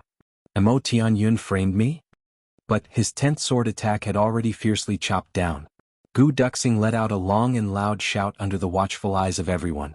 His body suddenly straightened up. It seemed as if a peerless sharp sword had suddenly been unsheathed. It emitted a startling radiance. The black dragon sword in his hand rushed out like a furious dragon, and fiercely collided with Tu Qianhao's sword. Bang! Gu Duxing's posture was straight. His face was cold and stern. Tu Qianhao screamed. He staggered back with his sword. A footprint appeared on the ground as he took one step back. Then he took 3 steps back. Suddenly he felt something sweet in his throat. He looked up to the sky and spat out a mouthful of scarlet blood. Gu Duxing counterattacked with his sword. And Tu Qianhao was immediately seriously injured. The sound of a tsunami from the spectators' stands disappeared in an instant. Everyone looked at this scene in disbelief. They almost couldn't believe their own eyes. How is this possible? Gu Duxing let out a clear shout. He moved forward with his sword and chopped down. He then said in a low voice, "I'm not injured. Do you understand now?" Tu Qianhao's eyes opened wide in anger. He looked at Gu Duxing. He was so angry that he couldn't speak. At this moment, his heart was filled with boundless hatred for one person, Mo Tianyun. This bastard gave me false information. So, Mo Tianyun and Gu Duxing are in cahoots. Tu Qianhao was so angry that he collapsed when he realized this. Bastard Mo Tianyun? Damned Mo Tianyun. Mo Tianyun is so wicked that he doesn't even have an asshole? I will kill you. You made me suffer so much. You made me suffer so much. Tu Qianhao was extremely indignant. He wanted to curse. But a mouthful of blood gushed out. He opened his mouth to spit it out. Gu Duxing's sword had already come over. Tu Qianhao could only block it head-on. Bang. Tu Qianhao's body staggered back. And he spat out another mouthful of blood. Gu Duxing took a big step forward and swung his sword again. Gu Duxing was dealing with Tu Qianhao in the same way he had dealt with Tu Qianhao a moment ago. The situation had completely reversed. The eyeballs of the spectators' stands fell to the ground. Fuck. Fuck fuck fuck. This situation is unimaginable. Gu Duxing was bound to lose, but he had turned defeat into victory. And Tu Qianhao, who was bound to win, was battered and exhausted. Mo Tianyun asked me to cripple you. Gu Duxing swung his sword again. I also didn't want to. But our Gu clan and the Mo clan had been friends for decades. So I had no choice but to agree. Tu Qianhao, you can only blame yourself for being too stupid. Tu Qianhao looked at him with grief and indignation. He felt as if his heart was about to explode. He finally spat out mouthfuls of blood. Then he bellowed, I will kill you all. His heart was filled with boundless hatred. And it had almost materialized at this moment. Tu Qianhao would have eaten Mo Tianyun alive if he had been in front of him at this moment. His agility and swordsmanship had become disorganized under extreme anger. And he had exposed his weakness. Gu Duxing let out a long and loud shout. The black dragon sword trembled for a while. Then he swung his sword 3 times in a row. Tu Qianhao's chest, right shoulder and face were slashed. Then a sword-light blossomed in front of his chest. Gu Duxing laughed heartily. Then he raised his foot and ferociously stamped on Tu Qianhao's chest. He kicked this Grand Duke of the Tu clan, and one of the future 12 influential figures, and sent him flying. Chapter 465. Tu Qianhao was sent flying hundreds of feet away. He felt as if the sky and earth were spinning. He spouted a mouthful of blood and fell into a semi-conscious state. He only heard Gu Duxing whisper urgently, Mo Tianyun asked me to carve the words "number 1 fool in the world" on your chest if your plan failed. I'm sorry, but I've already done it. Although you won't be able to hear me anymore. However, Tu Qianhao had heard it. He had fainted from anger because he had heard it. The entire place was silent. No one had expected such an outcome. The insufferably arrogant Tu Qianhao had been sent flying by a kick like a broken sack. Gu Duxing leisurely returned in triumph. The people of Tu clan came forward and carried Tu Qianhao away. They looked at Gu Duxing with a complicated expression in their eyes. Gu Duxing has obviously shown mercy. Tu Qianhao didn't die. His injuries were serious, but they weren't life-threatening. Moreover, they weren't crippled. We owe Gu Duxing a big favor. Du Shao and Xie Danqiong opened their eyes wide. They stretched their necks forward and blankly looked at the field. There were only 2 words in their hearts. It's over. We've lost miserably this time. Ao Xieyun's eyes were also somewhat blank. His eyeballs were showing signs of turning blue. He suddenly patted his thigh and his complexion turned somewhat sinister. Motherfucker. We've been schemed against. This evil duke had always been graceful and elegant. But he had unexpectedly spouted vulgarities today for the first time. He finally understood why Chu Yang had suddenly thrown down such a big bet. Why did the Dark Bamboo Gang let go of the hidden bid after they had rearranged it? Instead, they had thrown 500 million into the open bid. There's a reasonable reason for all of this now. However, this reason left people speechless and aggrieved. Gu Duxing wasn't injured. In fact, his injuries weren't as serious as Mo Tianyun had said. He had already recovered. And Tu Qianhao had suffered a big loss because of this. Otherwise, Tu Qianhao would have been able to fight with Gu Duxing with his strength. But he had lost in a muddle. Moreover, he had lost so miserably that he didn't have the strength to turn the situation around. The three great dukes looked at each other in dismay. They looked at each other's mournful expressions, and felt extremely aggrieved in their hearts. Motherfucker. Which one of us isn't a genius? Who was less scheming? How could he be fooled like this? Stop sighing. That's not a good expression. Ao Shiyun recovered very quickly. He smiled lightly and said, actually we should be rejoicing. Luckily, young Master Mo took that 1 billion for himself. Otherwise, if we were to pay another billion, our three families would really be bankrupt. I'm afraid that the three of us would also have to sell ourselves back as slaves to repay our debts. Odu Xiao and Xie Danxiong finally reacted. They smiled in a manner that was uglier than crying. Ao Shiyun pursed his lips and said, Look at Grand Duke Mo's expression. How exciting this moment is. Hearing this, the two of them looked over. As expected, they couldn't help but laugh at his misfortune. He saw that Mo Tianyun was lying on his seat with his limbs spread wide open. It seemed as if he was paralyzed. His face was deathly pale and his lips were trembling. His eyes were filled with shock and indescribable fear. He had already turned into a deathly gray color. Mo Tianyun had personally planned this gamble. He had exhausted all his efforts, racked his brains, and used up all his assets to create such a situation. Xie Danxiong and Odu Xiao felt as if they had taken a cold bath on a hot summer day when they imagined Mo Tianyun's current mood. Their entire bodies felt extremely refreshed. Normally, they wouldn't be so happy if they were about to lose several billion.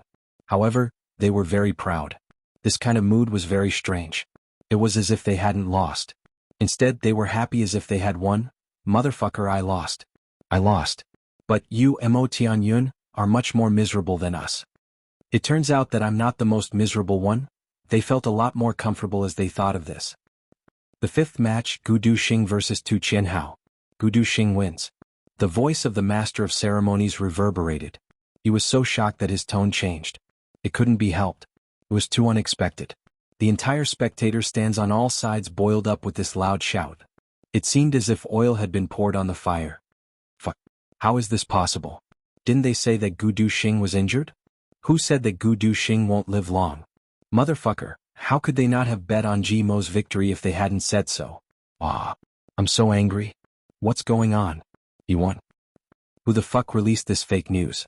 I'm going to kill him and bring him home. Didn't they say that he was injured by Mo Tianyun? Motherfucker, Mo Tianyun. He cheated me. I bet 200,000. Motherfucker Tu Qianhao. He's so awesome every day. Who would have thought that he couldn't beat Gu Duxing? Fuck, this bastard has been eating for several years more than Gu Duxing, motherfucker. His diarrhea is several times heavier than Gu Duxing's. He's a fucking piece of trash.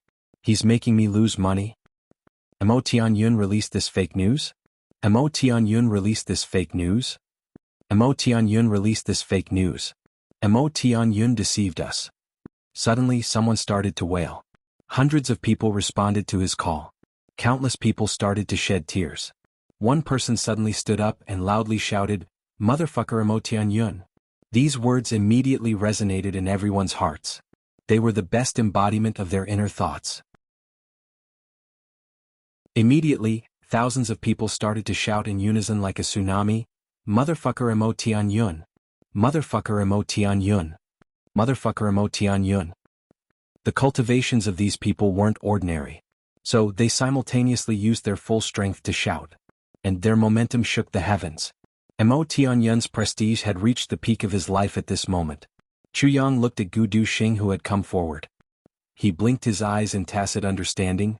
You didn't kill him? I didn't kill him. Gu Duxing's grave and stern face exposed a sneer. Let him play with Mo Tianyun first. It won't be too late to kill him later. He winked at Chu Yang as he said this. Chu Yang couldn't help but smile. He suddenly recalled Gu Duxing's invisible sword energy. He suddenly realized that Gu Duxing wouldn't let Tu Qianhao off so kindly. 2 wins, 2 losses, and 1 draw. This was equivalent to not having fought a single match. There were still 2 matches left. However, the mood of the spectators' stands had exploded like a barrel of gunpowder. It couldn't be contained any longer. Yun's stand was flooded with banana peels, fruit cores and other things in the blink of an eye. There were also many people who took off their shoes and threw them over. There were also some strange things. Yun's stand had opened a grocery store in an instant. There were only things that one couldn't think of. The strangest thing was that there were also a few underwear that had been thrown over. They still carried body temperature and the smell of cosmetics. It was hard to tell where they had come from. The master of ceremonies was somewhat at a loss as to what to do on the stage. It was useless for him to shout now. The match couldn't be carried out. The excited crowd couldn't hear him no matter what he said. Duke Yu, who was beside Chu Yang, wrinkled his brows. Then he suddenly let out a long and loud shout. Wind and thunder surged and suppressed the shouts of thousands of people in one fell swoop. Duke Yu scolded loudly, "What are you shouting for? Do you all want to die? Which one of you will come out and let me see?" "It's Duke Yu." The crowd cried out in a low voice. Everyone's face was still full of indignation. But they didn't dare to jump out and cause trouble. "Duke Yu, fuck. This guy will kill someone if he says one more word. Moreover, Jun Shizhu is also here. Fuck. How could everyone forget about this?" Duke Yu looked around and said, "People of Dark Bamboo, listen to my orders. Maintain order on the stage. Kill whoever dares to make a ruckus." His voice carried a heavy murderous aura. Everyone could hear it clearly. "Yes, Master Yu." All the people of Dark Bamboo shouted together. Everyone was silent out of fear. Chu Yang exclaimed in his heart. The people of Dark Bamboo would maintain order. It was much more effective than Aoxie Yun and the other righteous people. The master of ceremonies heaved a sigh of relief. Then he hastily shouted, "Match number 1. Luo Kudi of Luo clan versus Li Hong Tu of Li clan." Luo Kudi let out a loud howl and Xing Shui struggled to stand up. He looked up to the sky and howled, "Awu, it's finally my turn." At this moment, Gao Xing suddenly laughed out loud. He stood up and said loudly, "GMO, it's 2 wins, 2 losses and 1 draw now. Let's skip Luo Kudi's match. You and I will decide the winner directly. How about it?" He smiled and said, "GMO, you know that a fight between you and me is inevitable. So why don't we settle it here? Show your courage in front of all the heroes of the world and fight with me." Everyone cursed Gao Sheng for being shameless when these words came out. It was obvious that Li Hongtu was no match for this newly promoted king-level Master Wolf Sword. So, Gao Sheng was clearly avoiding the important and dwelling on the trivial by mentioning this point. "Gao Sheng, do you want to save your face?" Huyan Ao Bo stood up in another direction. Her face was full of anger. "Snatch someone's love? How can you say that?" Luo Kudi was also furious. "Gao Sheng, what do you mean?" Gao Sheng didn't answer. He only looked at GMO. GMO laughed out loud. He stood up and said loudly, "Gao Sheng, I was just about to teach you a lesson. You're a flashy bastard who occupies the latrine but doesn't take a shit." Huyan Ao Bo's face turned black. She fiercely looked at GMO. Then she sat down angrily. "Occupying the latrine but doesn't take a shit? What do you mean? GMO, you're dead." Huyan Xiaohui thought angrily in her heart. He doesn't know how to talk. This bastard's mouth must be taught a lesson. Chu Yang looked at Gao Sheng and said in a low and hurried voice, "GMO, don't forget what I said." GMO nodded. He pursed his lips and said, "Don't worry, big brother. I will win." This match isn't optimistic. Duke Yu looked at GMO and then looked at Gao Sheng. He frowned. With his insight, he could naturally see that although GMO had rushed up quickly, his foundation was not enough. Gao Sheng, on the other hand, was fighting steadily and surely. Both of them were second-grade king-level masters.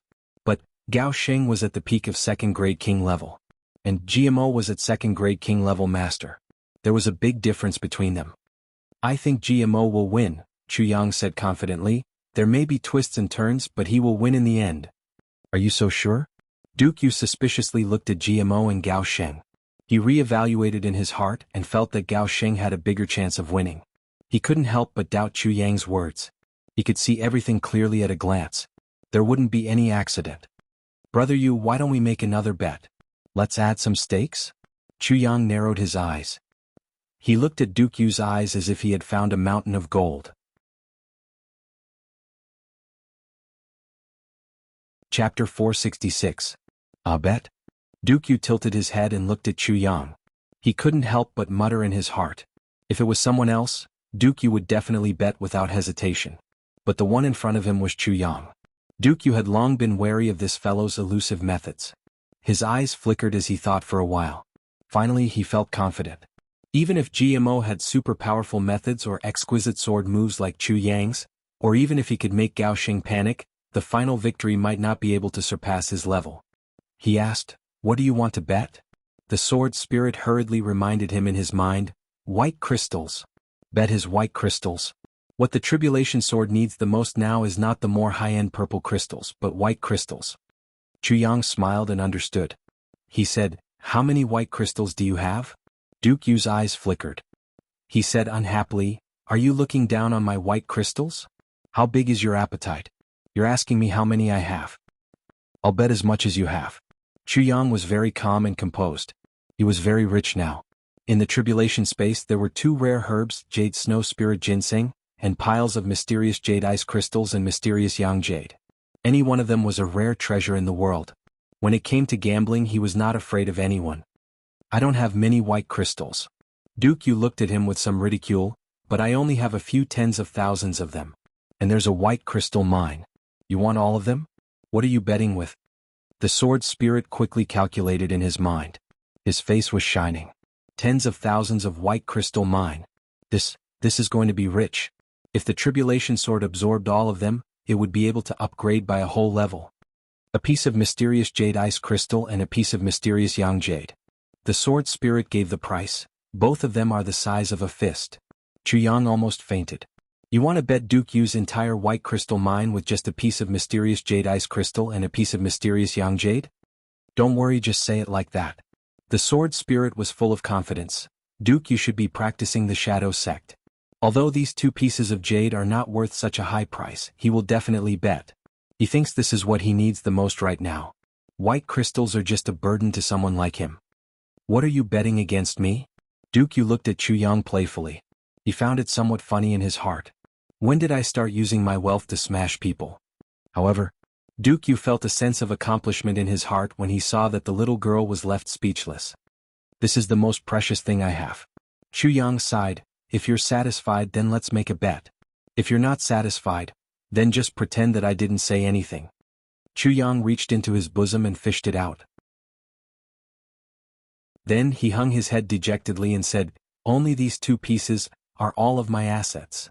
Yu was smiling smugly when he saw the things that Chu Yang took out. His mouth suddenly opened wide and his eyes bulged out. In Chu Yang's palm, there were 2 fist-sized pieces of jade stacked together. The top piece emitted a faint chill, while the bottom piece emitted a faint warmth. One hot, one cold, one yin, one yang. It seemed as if an absolutely balanced cycle had been formed in Chu Yang's hands. A misty white and warm moisture rose up from Chu Yang's palm. It didn't disperse and just floated there. Mysterious jade ice crystal. Mysterious yang jade. Yu's eyes were fixed. His Adam's apple moved up and down as if he was swallowing something. "Is it okay?" Chu Yang asked somewhat nervously. "I know it's a little too little. I can't do anything if you don't want to make a bet." "It's a little too little. These are a lot." Yu said emotionlessly, "Let's make a bet." "How can I not make a bet?" "I'll make a bet. A real man keeps his word. I won't regret a promise even if I die 100 times. Then let's make a bet." Chu Yang asked with certainty. "Let's make a bet." Yu anxiously snatched the mysterious jade ice crystal and mysterious yang jade. He fondled them lovingly and said, "I'll take care of the gambling capital. I'll be the notary. You don't have to worry, right?" You don't have to worry." Chu Yang was speechless. "You're participating in the bet. You're the party involved. You're the notary? Is there such a saying in the world?" "Don't worry." Yu patted his shoulder and said, "I won't let you make a loss. If you lose, these things will be mine. Then I'll compensate you with 1,000 white crystals. If you win, I'll exchange all my white crystals with you. How about it?" Chu Yang was furious. This guy's words were too shameless. "What do you mean by, if I win? I'll bet all your white crystals." Chu Yang flew into a rage. "Hey, it's meaningless if you're anxious, isn't it?" Yu said shamelessly. "You see, these 2 pieces of jade are already in my hands. You can't do anything even if I run away with them, right? But my character is good. Not only did I not run away, I even stayed behind to gamble with you. Moreover, I'll compensate you if I win the bet. I won't go back on my word if I lose the bet. You should be grateful to me. There are many people who kill and rob in these 3 days. How many of them talk about integrity like me? Duke, you said. Chuyang didn't know whether to laugh or cry. Fine, you'll take them away if you win the bet. You'll still take them away if you lose the bet. Talk about integrity? Brother, if you go into business you'll definitely be as rich as a country. Fine, but I have a request. Chuyang finally revealed his fox tail. Since you've taken advantage of me, I'll naturally have my own request. If you lose, I'll go to your treasury and personally inspect the goods. In addition, I'll also take away the purple crystal core that you owe me in the lower 3 heavens. Duke, you was displeased. Do you think I'll go back on my word? Jiang thought, you still have the face to say this? What you're doing right now is going back on your word from start to finish. What do you think? Jiang sneered. Duke, you reached out and put his arm around his shoulder. As if they were good brothers, he said, fine, it's settled then. It's a deal then. Hee, then no matter who wins or loses, these 2 pieces of jade will be mine. This Duke will not decline this responsibility. Haha, who asked me to be the most qualified in the lower 3 heavens? Don't you think so? Chuyang turned his face away and spat. He really had nothing to say. Mo Qingwu, who had been listening to their conversation in his arms, raised her head and looked at Duke Yu angrily. You're really too bad. You actually cheated my brother Chu Yang's things. In my opinion, you should return these 2 pieces of jade to brother Chu Yang. Then, no matter who wins or loses, you should give all the things in your treasury to brother Chu Yang. Duke Yu glared at this little girl. Finally, he spread his hands helplessly and said, I'm a little unreasonable. But I'm not as unreasonable as you. You're the unreasonable one. Mo Qingwu said fiercely. Fine, I'm unreasonable. Duke Yu dejectedly admitted. Then he turned around and went to sit with Gu Du Xing, far away from this troublesome place. From afar, he could still hear the little girl pouting and muttering in dissatisfaction. This is too unreasonable. Duke Yu staggered and almost fell to the ground. In Chu Yang's mind, the sword spirit was very happy. He said, you'll be rich as long as you win this round. What do you mean? Chu Yang asked in puzzlement. There are so many white crystals.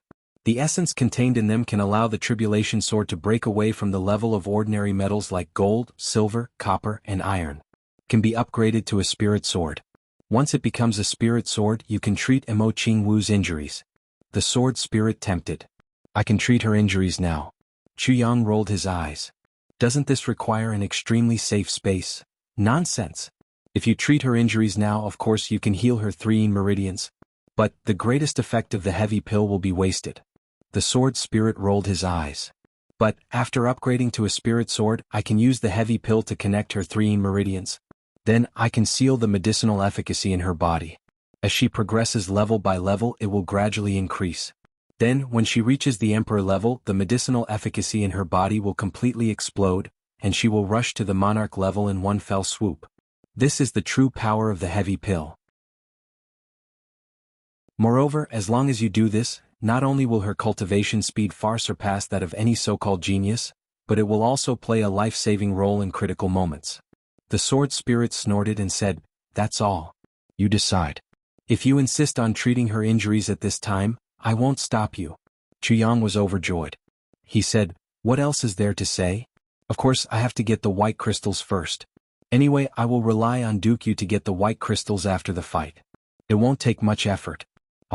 The sword spirit looked at him in disdain. Then he sank into his consciousness and didn't speak.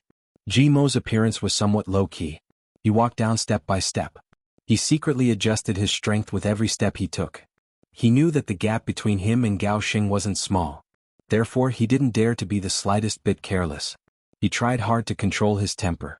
He didn't want to waste any bit of his strength outside of the fight. Flying down was naturally very glorious. But GMO didn't want to waste this little bit of strength. After all, this was related to his marriage. Who would his wife belong to? Gao Xing didn't have any psychological pressure whether he won or lost. But he couldn't do the same for himself.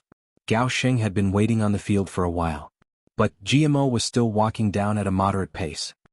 He couldn't help but say angrily, can you be faster? GMO rolled his eyes. What does it matter to you whether I'm fast or slow? Are you that anxious to get beaten up? He was cautious in his heart. But he didn't want to suffer a loss with his mouth. He remembered Big Brother Chu's teachings in his heart. You must be calm. Don't be anxious. Of course, it would be more ideal if you could scold Gao Sheng until he became anxious. Go ahead. I believe in your eloquence. Gao Sheng sneered and said, GMO, are you afraid? What's wrong? You have the guts to do it, but you don't have the guts to bear the consequences? Ah, Gao Sheng, this sentence of yours is ridiculous. What do you mean by having the guts but not the guts to bear the consequences? GMO let out a long laugh. Do you think that such a big occasion would have happened if I hadn't agreed? This sentence was true. Gao Sheng had proposed a challenge. But there wouldn't have been this grand occasion if GMO hadn't agreed. GMO said in a loud voice, I, GMO, have come at least. I, GMO, have come at you. At least. I, GMO, dare to take responsibility. I dare to love. I dare to fight for my woman. At least. I, GMO, am not like some people who run away from an engagement. If you don't want to, then just say that you don't want to, right? No one is forcing you. But you're still dragging it out. You won't cancel the engagement. Why? GMO roared, you've taken a fancy to the Huyan clan's status and wealth. Do you think that the heroes of the world are stupid? That they can't see your intentions? Everyone. Don't you think so? GMO raised his voice and roared. Thousands of people responded in unison, yes. GMO became even more complacent. He waved his hand in all directions in a very graceful manner. He assumed the role of a leader. Then he continued to speak eloquently, Gao Sheng, you covet strength and covet wealth. This is human nature. Even if you say it out loud, you'll only say that your character isn't good. But what you shouldn't do the most is to ruthlessly delay a woman's youth while coveting everything. How much is a woman's youth? You're hogging it like this. But you don't have any follow-up. Are you still human? Gao Sheng's lips trembled with anger.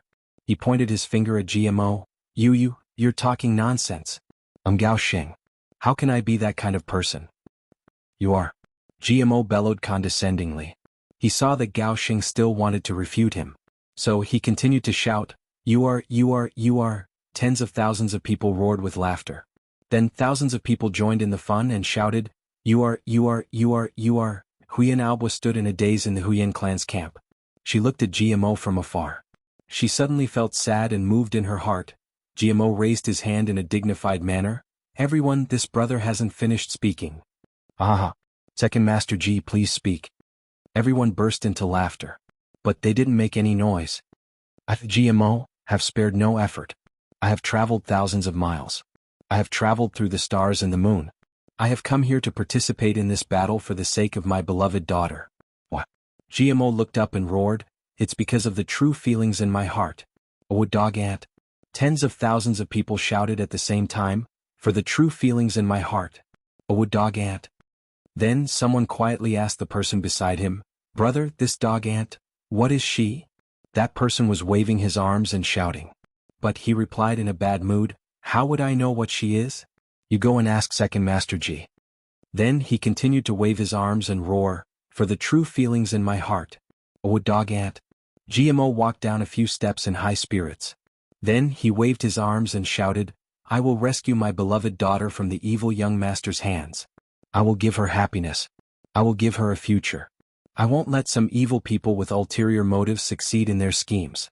Oh, dog ant. Tens of thousands of people shouted in unison, Second Master G is mighty. Oh, dog ant. GMO was in high spirits. He waved his arms. His entire face was impassioned. He suddenly felt his blood boiling. He raised his hand towards the sky and roared, Heaven, give me strength. Let me defeat evil. Let me save her. Protect her. Accompany her. Give her happiness. Then he suddenly roared in an earth-shattering manner, Make her my wife. Awoo, everyone was boiling over. The entire audience was boiling over. Who had ever seen such a bold courtship in this day and age? Huyan Bo looked at GMO with boundless tenderness in her eyes. Many womenfolk of the Huyan clan had also arrived behind her. They were hugging their shoulders and saying that this was too corny. But their eyes were flashing with deep envy. Gao Sheng was fuming with anger at this moment. His body trembled and he almost spouted a mouthful of blood. Fuck. GMO, have you come here to fight? Or to sing?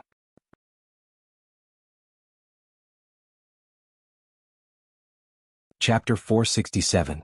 GMO walked down from the top. Halfway down, he had already stirred up the crowd's emotions.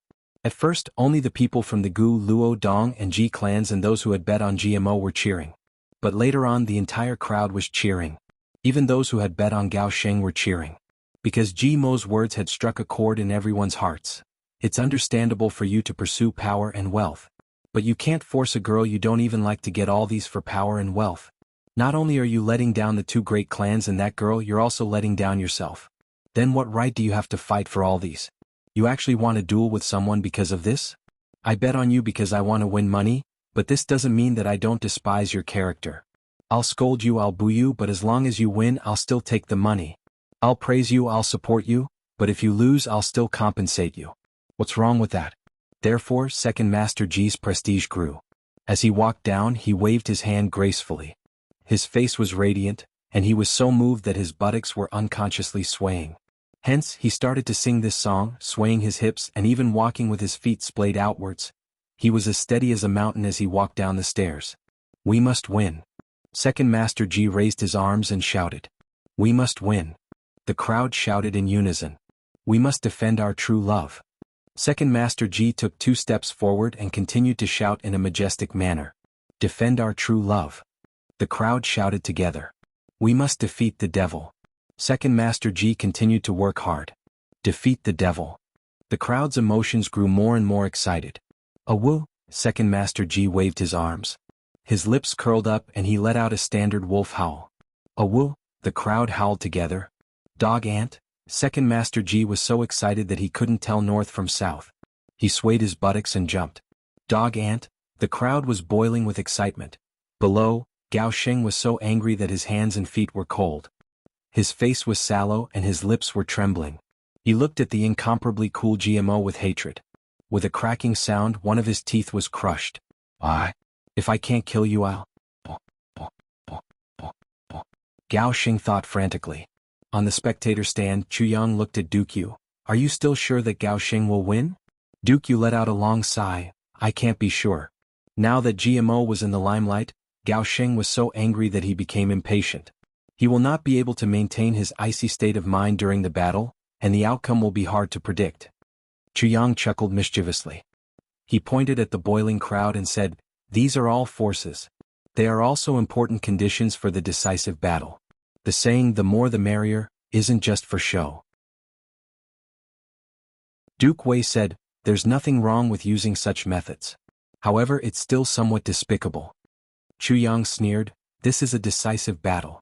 He had to make use of every possible factor to attack the enemy. Was that enough? It was far from enough. Just wait and see. GMO finally walked down from the grandstand. Then he arrogantly stepped onto the field. He walked for a full hour on this path. This made Gao Sheng, who was waiting below, miserable beyond words. When Gao Sheng saw GMO come down, he immediately became angry. 3,000 flames of anger rushed into his heart. GMO, prepare to die. He rushed out after he finished speaking. Wait. GMO roared. He stretched out his hand and gestured for him to stop. Gao Sheng stopped and asked angrily, What are you doing? Why haven't you said, start? GMO said to the Master of Ceremonies with dissatisfaction. Can't you see that young Master Gao can't wait to be beaten up? Gao Sheng's whole body suddenly trembled. Fine, GMO, I will let you see who is the one who can't wait to be beaten up. The Master of Ceremonies had a strange look on his face. He finally raised his hand. The battle begins. The Master of Ceremonies hadn't even finished speaking when Gao Sheng rushed over impatiently. He rushed in front of GMO, and his fists blew the hair on GMO's forehead into a mess. Wait! GMO shouted like a thunderbolt. He stared at Gao Sheng and stood motionless. Gao Sheng was so angry that he had no choice but to stop. He gritted his teeth and said in anger, What do you want to do again? Who would have thought that GMO would suddenly throw a punch at Gao Sheng's face? Gao Sheng's nose started to bleed crazily, and his face started to bleed. Gao Sheng felt a sharp pain and his tear glands were affected. He could not open his eyes and tears flowed out of his eyes. GMO laughed. I said, Wait. I need to make the first move. He did not show any mercy and continued to punch Gao Sheng 3 times, followed by 2 kicks. He took advantage of the opportunity when Gao Sheng was covering his face with his hands. Gao Sheng was sent flying like a sandbag. The noisy venue suddenly became silent. Everyone saw this scene and their heads were in a knot. They could not react. GMO caught up with Gao Sheng at lightning speed. He then kicked Gao Sheng's body in an awe-inspiring manner. Then he proudly shouted, "Humph! You asterisk shoal." The master of ceremonies had said, "Start," and you actually listened to me when I asked you to wait? Then why didn't you die when I asked you to? You asterisk shoal. Gao Sheng rolled and crawled away. He was battered and exhausted. His whole body was in unbearable pain. He was so angry that his liver hurt. However, the gamblers in the stands finally understood. They started to curse, "GMO, you are so shameless. You sneak attacked." Then someone retorted, "Bullshit. What's a sneak attack? This is a duel." The master of ceremonies had said that the duel would start. Who can be blamed for Gao Sheng not being on guard? I can only say that he's asterisk shoal. There's nothing else to say. Would you be an accountant if you were in my place? Absolutely not. What this guy said was pure bullshit. In such a situation, if one was caught off guard, there was an 80% chance that someone would fall for it. However, these words had successfully instigated a rebellion. "Gao Sheng, are you stupid? The duel has started. Are you still dreaming? Motherfucker, GMO asked you to stop and you stopped? Why are you so obedient? He's your opponent, not your father. I owe my silver." Gao Sheng was so angry that blood rushed to his head. He quickly jumped up and wiped his face. His handsome face was covered with blood. He looked ferocious and terrifying. He roared and crazily rushed over. "Hold on." GMO shouted loudly. However, Gao Sheng didn't pay attention to him. He roared and rushed forward. However, he saw a sword light flash in front of his eyes. He felt pain on his body and hastily retreated. He felt a piercing pain. He lowered his head to look and couldn't help but suck in a cold breath. There was a sword mark on his chest. His flesh had been cut open, and his bones could almost be seen. You are despicable." Gao Sheng was so angry that he became muddle-headed. This bastard had actually pulled out his sword without making a sound. I was so angry that I didn't notice when he pulled out his sword. I said wait, because I wanted to remind you, you haven't pulled out your sword yet. GMO innocently shrugged his shoulders. Fuck, I was being kind. Everyone, have you seen me? I kindly reminded him to pull out his sword. Who in the three heavens doesn't know that I, GMO, use a sword? He scolded me because of this. Everyone, you can't be a good person. You have a good heart. But you will be treated as a donkey's liver and lungs. Gao Sheng roared and spat out a mouthful of blood. GMO, you didn't make a sound when you pulled out your sword. It was clearly a deliberate sneak attack. The gamblers in the stands faintly felt that something was wrong. So they immediately changed sides. Yes, your sword didn't make a sound. It was clearly a premeditated sneak attack. Everyone, I'm being wrongly accused. GMO turned around to let Gao Sheng see. You see, the entire three heavens knows that I use a sheathless sword. Where did I get a sheath? Thousands of people shouted at the same time. Yes, Second Master G's sword doesn't have a sheath. These thousands of people were clearly supporting him.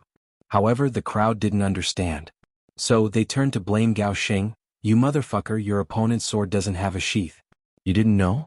You even got injured because of this. Gao Sheng was so angry that his vision turned black. When did GMO use a sheathless sword? How come I didn't know? This is clearly a lie. But GMO had already rushed over energetically. Gao Sheng, don't say that I bullied you in front of all the heroes in the world. Come, let's have a fair fight. I won't take advantage of you. His words were so righteous that it inspired reverence. It attracted a round of applause. Gao Sheng's stomach twitched. He was so angry that he almost spat out another mouthful of blood. You first broke my nose and caused my vision to blur. Then you took the opportunity to beat me up. Then you almost crippled my leg with a sneak attack. You made me so angry that I spat out blood. Now you want to have a fair fight with me? You even said that you won't take advantage of me? How can you take advantage of me? Gao Sheng was so angry that the muscles on his face were twitching. He suppressed his anger and pulled out his sword. He couldn't wait to chop GMO into meat paste. GMO shouted as he dodged. Good sword. So despicable. Damn, despicable. He jumped around like a nimble monkey. Gao Sheng shouted and increased the speed of his sword. He attacked GMO like a storm. GMO suddenly stopped talking. He seemed to be having a hard time fighting. In fact, he was having a hard time. Gao Sheng's cultivation was a notch higher than his. Even though he was in a state of frenzy, he was still very powerful. GMO was silent, and Gao Sheng was proud of himself. You are only good with your mouth. How can you be my opponent when we fight? They fought in silence for a long time. GMO was defending most of the time while Gao Sheng attacked. GMO was about to be forced into a desperate situation. Gao Sheng's sword net had already formed a dense net. GMO suddenly screamed miserably, "Ah!" This scream was so sudden that the spectators were shocked. Their scalps went numb and they felt a chill down their spines. Even Gao Sheng was puzzled. Where did he get cut? He looked over. His sword slowed down and GMO used his sword to counterattack like a storm. As he attacked, he muttered, "Fuck, I almost got cut."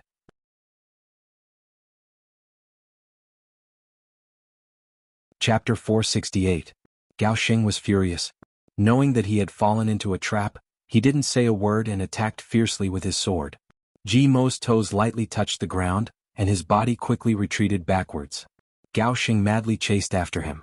GMO suddenly used all the strength in his body to fly backwards, and widen the distance between them. Suddenly he opened his eyes wide and looked behind Gao Sheng. Then he shouted with grief and indignation on his face, "Gao Chang! Don't tell me you want to bully me with numbers? This is in front of all the heroes of the world." Gao Sheng was furious. He turned his head and shouted, "Who told you to come?" But he didn't find anyone behind him. Following that, the sharp sound of a golden blade slicing through the air behind him made him realize that he had been tricked. It was already too late for him to turn around, so he swung his sword backwards with all his might. At the same time, he twisted his body and flew backwards while maintaining a weird posture. Two clang sounds were heard. Gao Sheng felt a strong force on his buttocks. GMO had ferociously kicked his buttocks, and he was sent flying in the air. Gao Sheng spat out blood in midair, not because he was beaten but because he was angry. The pain in his body was far inferior to the grievance in his heart. GMO didn't wait for him to get up. Instead, he flew over with his sword in his hand. He shouted loudly, "Gao Sheng, stand up. Let's have a fair fight." Gao Sheng turned over and stood up. He wanted to vomit blood in his heart. She had enough time to stand up, but when he shouted, it seemed like he was deliberately leaving time for her to stand up. However, by the time he stood up, GMO had already arrived in the air with a sword light. Gao Sheng stood on the ground. This time it was his turn to defend. GMO's sword light was like a tiger's. It carried a strong impact force. He didn't let his opponent off. His attacks were getting more and more intense. Gao Sheng was already suffering from internal and external troubles. He was so sullen that he wanted to die. Now that he was being suppressed and beaten, his heart felt even more uncomfortable. They only defended frantically, trying their best to find any opportunity to counterattack. However, GMO's attacks were like the Yangtze River. They were unceasingly flowing. Gao Sheng had a thorough understanding of the Ji clan's sword techniques before the decisive battle. But he discovered that GMO's sword techniques were often mixed with some strange sword techniques this time. Moreover, he had never seen these sword moves before, yet they were extraordinarily powerful. Every move he made left him in a sorry state. Dang dang dang sounds kept ringing out. Gao Sheng continuously retreated step by step. GMO's figure continuously chased after him in the air. His imposing manner was very aggressive. Finally, his breath was exhausted. Gao Sheng sensed that the opponent's offensive was about to come to an end. So he gathered his strength and prepared to counterattack. However, he saw GMO somersaulting backwards and flying far away. He shouted, "Don't say that I didn't give you fairness. Now it's your turn to attack me." Gao Sheng, who was about to attack, suddenly saw stars in front of his eyes. His body swayed a few times. How shameless. If you didn't tell me, do you think I wouldn't know how to attack? Someone in the stands shouted loudly, "Second Master Ji. This is a decisive battle, Second Master Ji. Don't give him a chance to catch his breath. You're so benevolent and righteous, but they won't appreciate it. Hurry up and attack, Second Master Ji." This guy was the one who had been forced to bet against GMO by Luo Kudi's sword. He couldn't help but shout when he saw that victory was in sight. His face was full of resentment. At such a crucial moment, he actually let his opponent attack? "Ayaya, my Second Master Ji, he is your opponent in the final battle. Why are you still so particular about your demeanor?" This guy couldn't wait to rush down and fight on behalf of GMO. My silver is about to fall into my hands." He couldn't imagine that GMO looked confident and at ease. But he didn't have the strength to attack. If he continued to attack, he would have been counterattacked by his opponent. And that would have been disastrous. Second Master Ji is so benevolent and righteous. Many people praised him. Especially when he was compared to Gao Sheng, Second Master Ji appeared even more heroic and straightforward. Gao Sheng had already suffered internal injuries. Moreover, he had been angered to the point of muddle-headedness. Then he had been hit repeatedly. He had suffered a lot of punches and kicks. So, his internal organs had been severely shaken. The sword wound on his thigh was still bleeding. He heard that such a despicable person had used such a shameless method, and had won the reputation of being benevolent and righteous. So he couldn't help but roar, "You're talking nonsense. You're all talking nonsense." Wah! He couldn't help but spit out a mouthful of blood as soon as these words came out of his mouth. His vision became blurry as he spat out this mouthful of blood. His body was on the verge of collapse. Gao Sheng lost. Duke Yu looked at the field and pondered. He had seen Ji Mo's method clearly. But he didn't laugh. Instead he was pondering. This method is very powerful. Without shedding a drop of blood. Duke Yu looked at Chu Yang. "It's your doing, right?" Chu Yang laughed and said, "Half of it." Gao Sheng can be considered a rising star. His composure can be considered good. But he was angered to the point of insanity. If it had been someone else, they would have died from anger before they could even make a move. Duke Yu sighed, "It's not a brilliant plan. But it's extremely effective." Chu Yang smiled and said, "Of course the most important factor is GMO himself." Duke Yu was startled. Then he laughed, yes. This plan would have been useless against GMO if he wasn't so thick-skinned. Mo Qingwu giggled, "Brother GMO's skin has always been the thickest."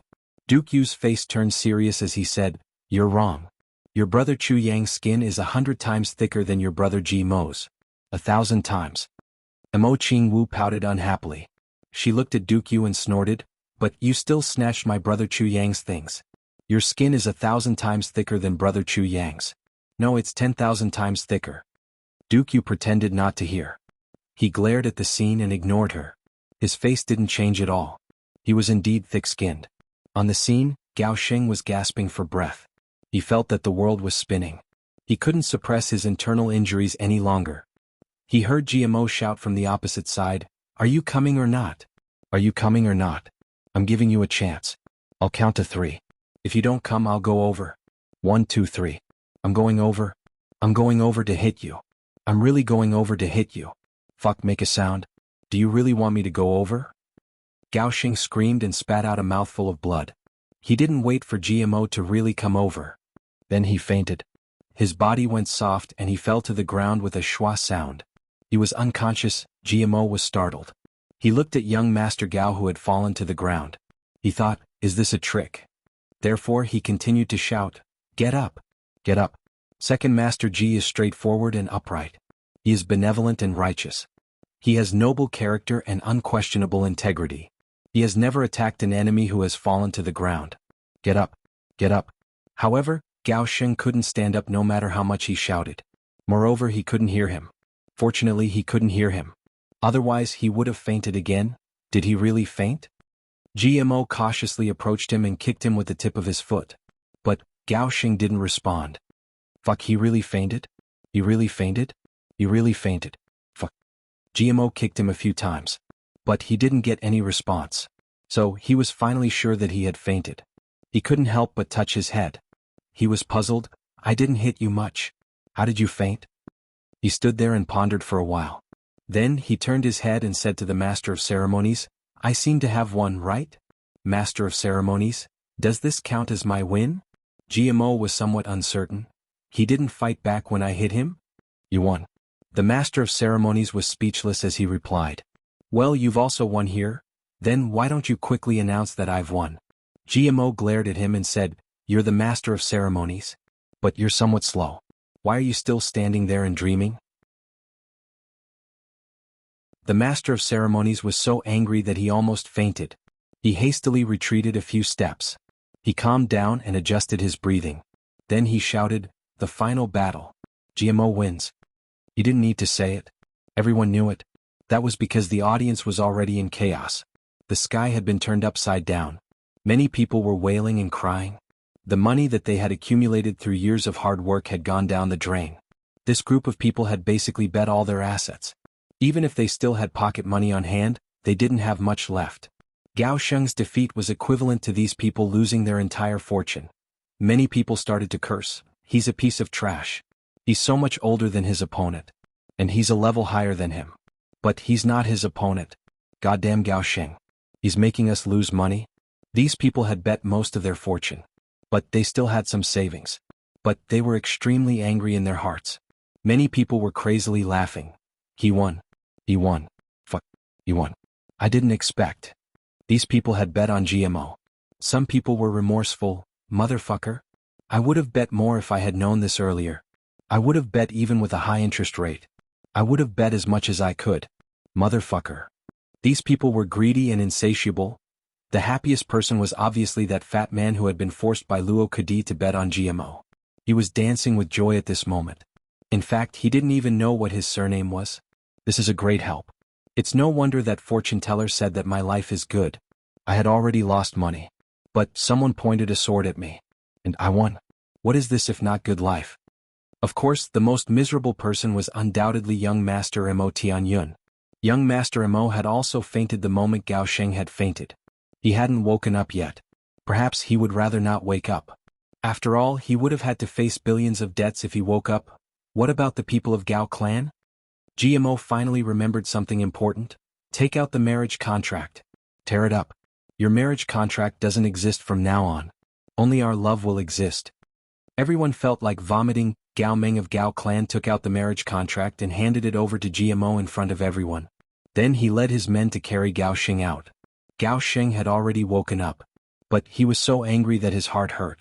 Moreover, he was extremely ashamed. So, he pretended to be unconscious as he was carried out. GMO tore the marriage contract to shreds. He raised his hands and they turned into white butterflies. He then jumped up with a woo sound. I won. I won. Abwa, you're my wife. Awa.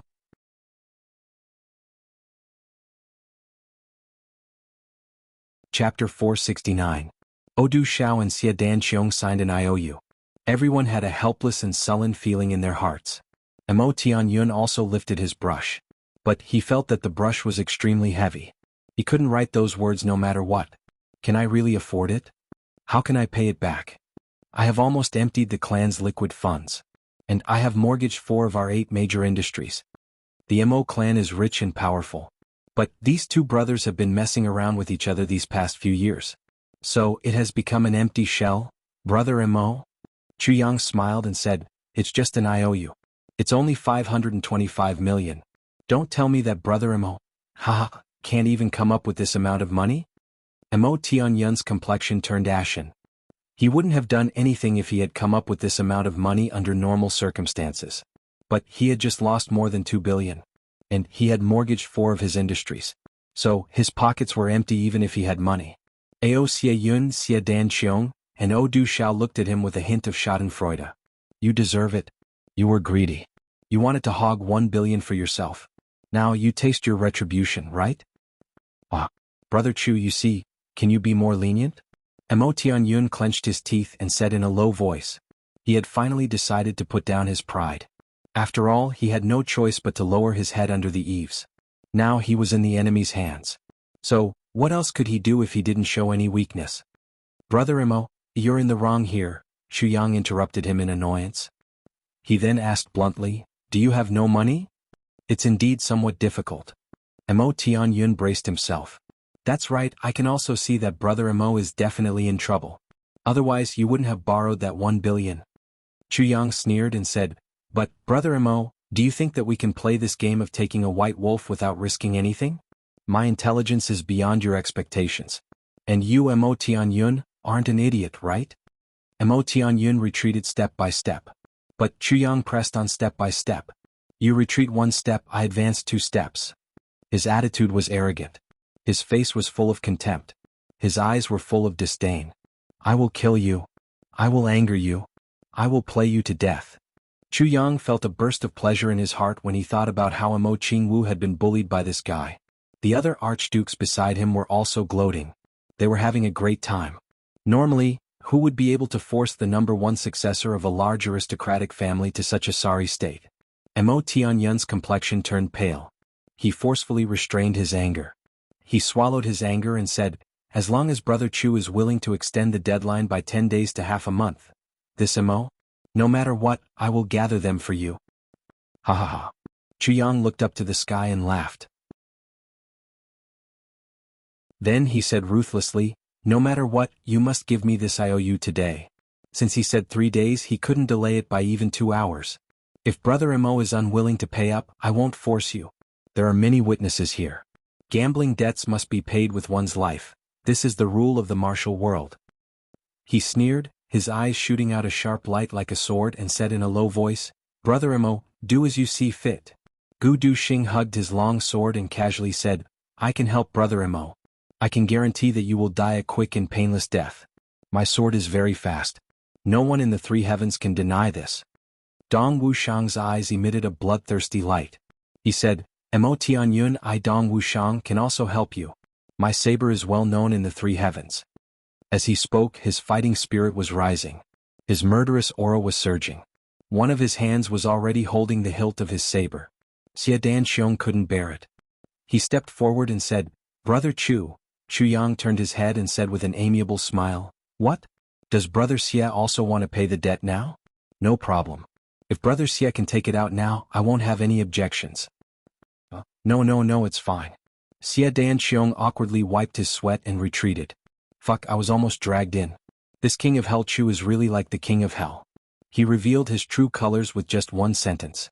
Motherfucker, I can't afford to offend him, but I can't hide. There are 4 people on my side right now. But Ao Xie Yun is free of debt.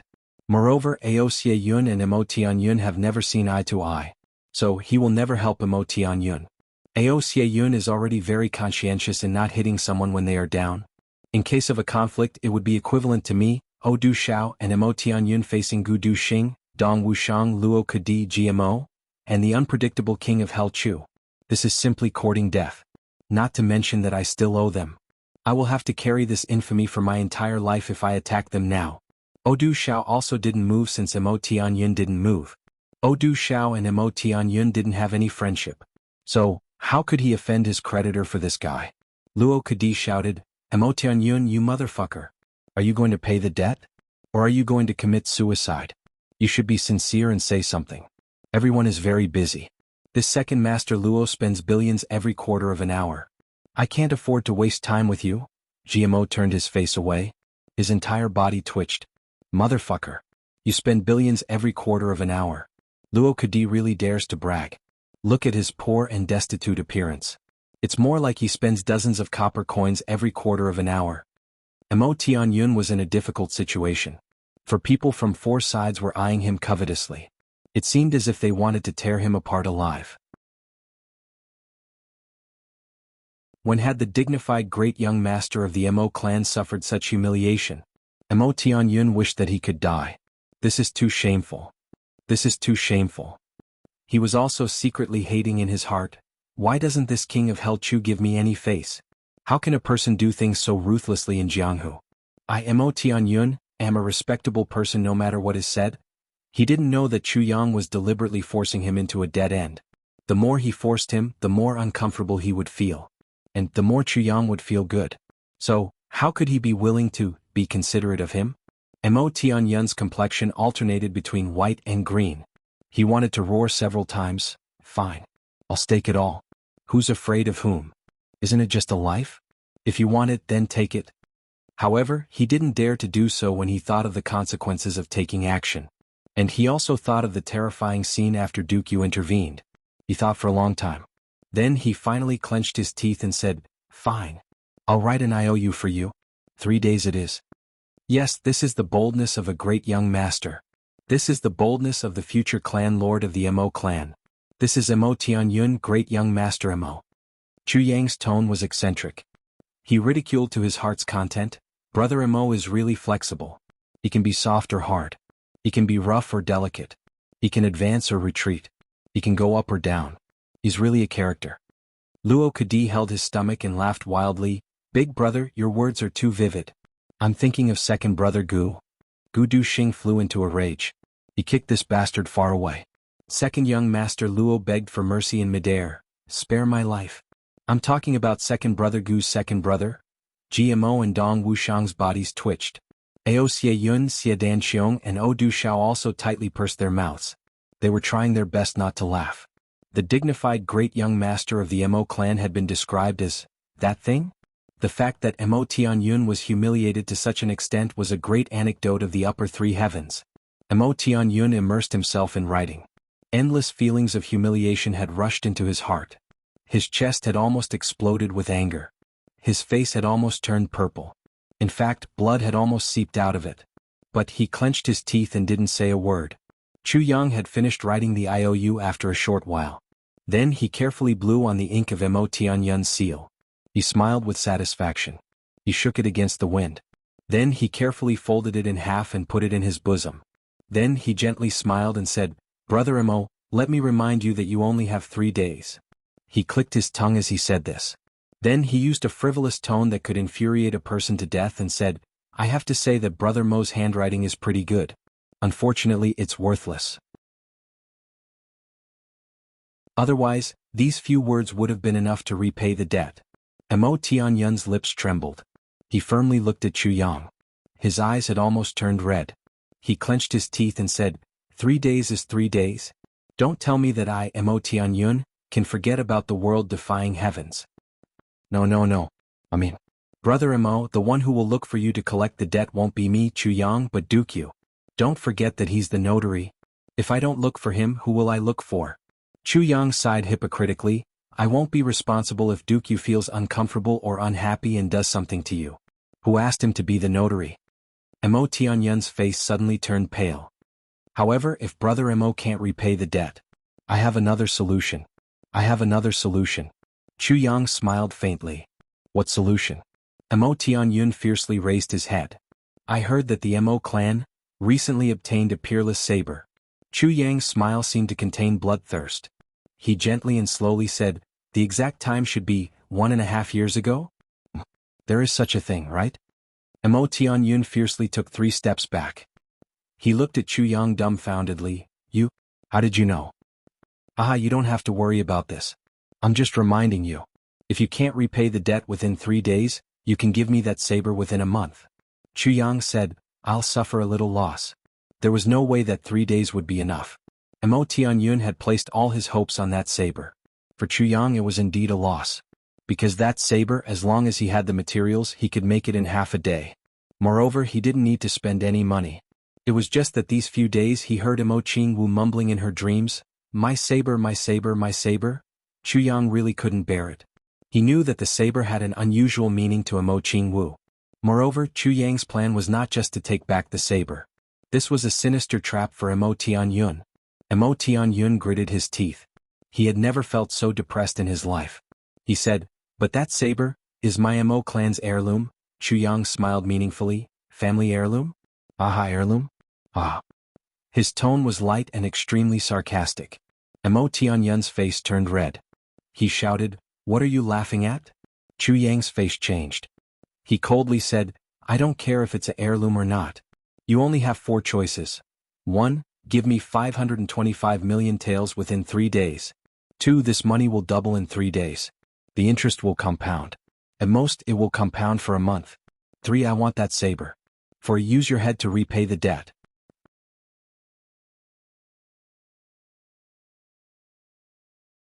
Chapter 470. Chu Yang coldly said, I think that Brother Mo should be smart enough to make this choice. I have absolute faith in your wisdom. It would be impossible to repay the debt within 3 days. If the interest rate were to double every 3 days, then it would be 1 billion for a day, 2 billion for a day, 4 billion for 12 days, and 5 billion for 15 days. Moreover, the interest would compound. Mo Tianyun might not be able to repay his debt even if he mortgaged all 3 days in 1 month. Mo Tianyun obviously wouldn't be willing to repay the debt with his head. Mo Tianyun left in a daze. He only left behind a few words before he left. I will give you that saber within a month. Chu Yang cruelly smiled as he looked at the back of Grand Duke Missouri. After Mo Tianyun left, Ao Xie Yun also took his leave. He wanted to gather some of his remaining forces. Xie Dan Xiong and O Du Xiao also wanted to take their leave. But Chu Yang cordially asked them to stay. Brother Xie, Brother O, take care. I still have something to say. These 2 are very valuable. Wouldn't it be too easy for them to leave? What's the matter? The two looked at him vigilantly. They didn't dare to underestimate King of Hell Chu, who had just come up from the lower three heavens. This person's means can be described as terrifying. Chu Yang warmly smiled and said, I just want to remind you two that the world-defying heavens has the most. In fact, the two of you can also use other things to replace these silvers. You don't need to gather such a huge amount of silvers. So, I consider you two friends. Talking about money hurts your feelings, so, let's not talk about money. Xie Danxiong and O Du Zhao's eyes lit up at the same time. They asked, Brother Chu, what do you mean? I mean, for example, some strange elixirs, precious crystals and materials, for example, exquisite grass, intermittent root, seven-colored jade, purple crystal, red crystal, blue crystal, star iron, nightmare steel, volcanic silver, netherworld gold, I also want as much as I can get. It wouldn't be impossible for us to make another deal if the two of you still have a lot of money on hand after paying off your gambling debts. Even if it's a long-term cooperation. I'm also very willing to establish a cooperative relationship with two trustworthy friends. Chu Yang smiled reservedly, Don't worry. This Chu won't let the two of you suffer a loss.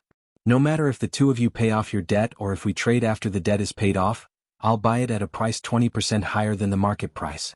If the materials are extremely rare, I will buy them all at double the price. What do you think? What Chu Yang didn't lack the most right now was gold, silver, and gold notes. He was extremely rich and overbearing. To him, these were just rubbish. He wouldn't feel the pinch no matter how much he threw away, not to mention exchanging it for some valuable materials. Before he could finish his sentence, the two men's eyes had already brightened up. When he finished his sentence, the words 20% higher than the market price had opened the eyes of the two men, and a golden path had appeared in their eyes. Not to mention the subsequent doubling. How much is 20% of the market price? It could be said that if he sold something worth 1 billion yuan, he would have an additional 200 million yuan. How much wealth was that? The two great clans had hundreds of years of accumulation. These things could be said to be enormous. Some things were precious but they couldn't be used. It would be a pity to throw them away. Moreover, the most important thing for the clans to develop their military power was money. Similarly, the most important things were the crystal stones, the inner cores of spirit beasts, and the elixirs that could assist in cultivation. Of course, these things were also rich. There was no problem in shifting them out a little. As for the so-called star iron, nightmare steel, volcanic silver, netherworld steel, and so on, they knew that these things were good but they couldn't be used. There was nothing wrong with taking them out and selling them. The key point was that the price wasn't suitable. That's why they couldn't be sold. But this sucker before them was buying them at a price 20% higher than the market price. Wasn't this a good thing that was hard to come by? Good. It's a deal as long as Brother Chu keeps his word. Xie Danxiong and O Du Zhao felt as if a big stone had been lifted from their hearts. The clan's vitality had already been greatly damaged. So, the clan's business would inevitably be in a mess for at least a year if they were to fork out more than 500 million yuan. This was a big and fatal problem at this critical moment. However, there wouldn't be any problem if they were to use these things to pay off the debt. Brother Chu, when do you plan to make the deal? Both of them were somewhat impatient. Chu Yang smiled amiably and said, I remember that the Xie clan and the O clan are on the road to the north. We can make the deal at any time if we arrive there. Chu Yang chuckled. We might as well travel together. Moreover, I've heard that Dark Bamboo Duke was born in the extreme north. Gu Duxing, Dong Wushang, and GMO looked at each other. They thought, it seems that Big Brother has made up his mind. He's going to talk about it along the way. Xie Danxiong and O Du Zhao left feeling happy and relieved. They couldn't help but be happy. Not only did they solve a crisis, but they also found a new source of wealth for the clan. Chu Yang smiled as he watched the two leave. Then he turned his head towards GMO and said, GMO, you must remember that Mo Tianyun wants to steal the divine saber of the Mo clan. You must inform Mo Tianji in a timely manner. I believe that Mo Tianji will make Mo Tianyun very happy. But you must also tell him that I must have Qing Wu's saber. Chu Yang's eyes flashed with a luster of determination as he spoke in a heavy and resolute manner. Big Brother, I'm afraid that your billions won't be enough to spend if you want to purchase these things. Gu Duxing hesitated.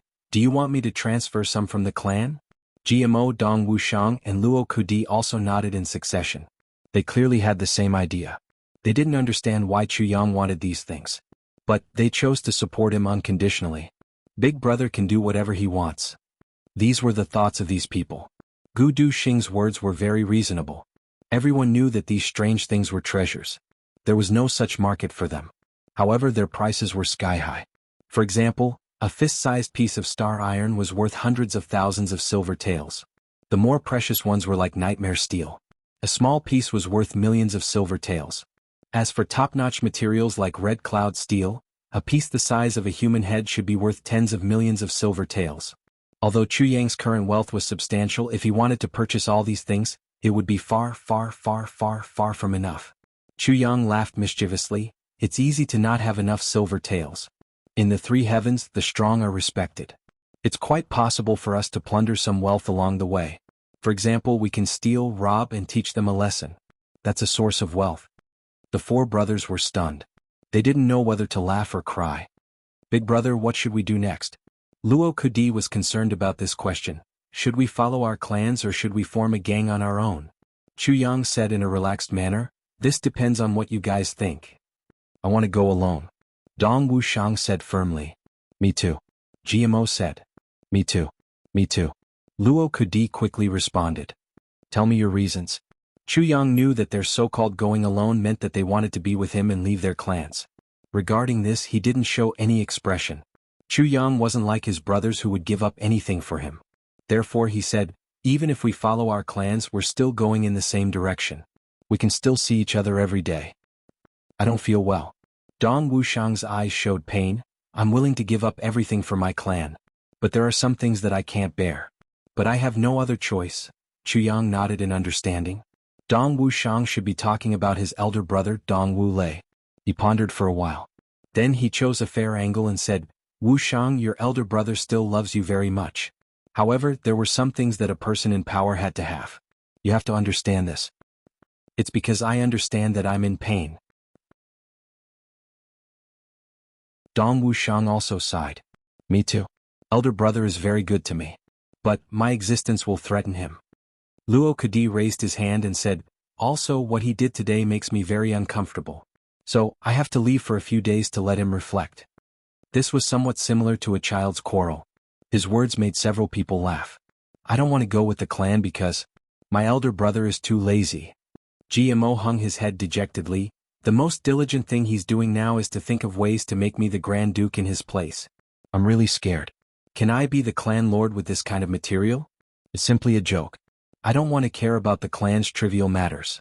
I want to fight in the martial world, have no worries, hug my wife, go everywhere, go home when I miss home, be filial to my parents, stay for a few days and then go out to have fun. This is the life I want. Everyone was speechless. You guys can easily follow your elder brother to have fun. But what about me? Gu Duxing was somewhat angry. Someone killed 2 people. The direct consequence is that I'm tied to the clan. Do you think I'll abandon the Gu clan? What's wrong with that? Luo Kudi put his arm around his shoulder. We brothers will cover our faces and follow your Gu clan's troops. Then we'll walk faster than the other clans. Wouldn't it be the best of both worlds as long as we don't expose our identities? Jimo's eyes lit up and he said, you're right. Besides, our heavenly armament pavilion should be awe-inspiring in the 3 heavens. How about we all cover our faces or make masks? Then we'll rob and steal together. Everyone's eyes lit up together. Good.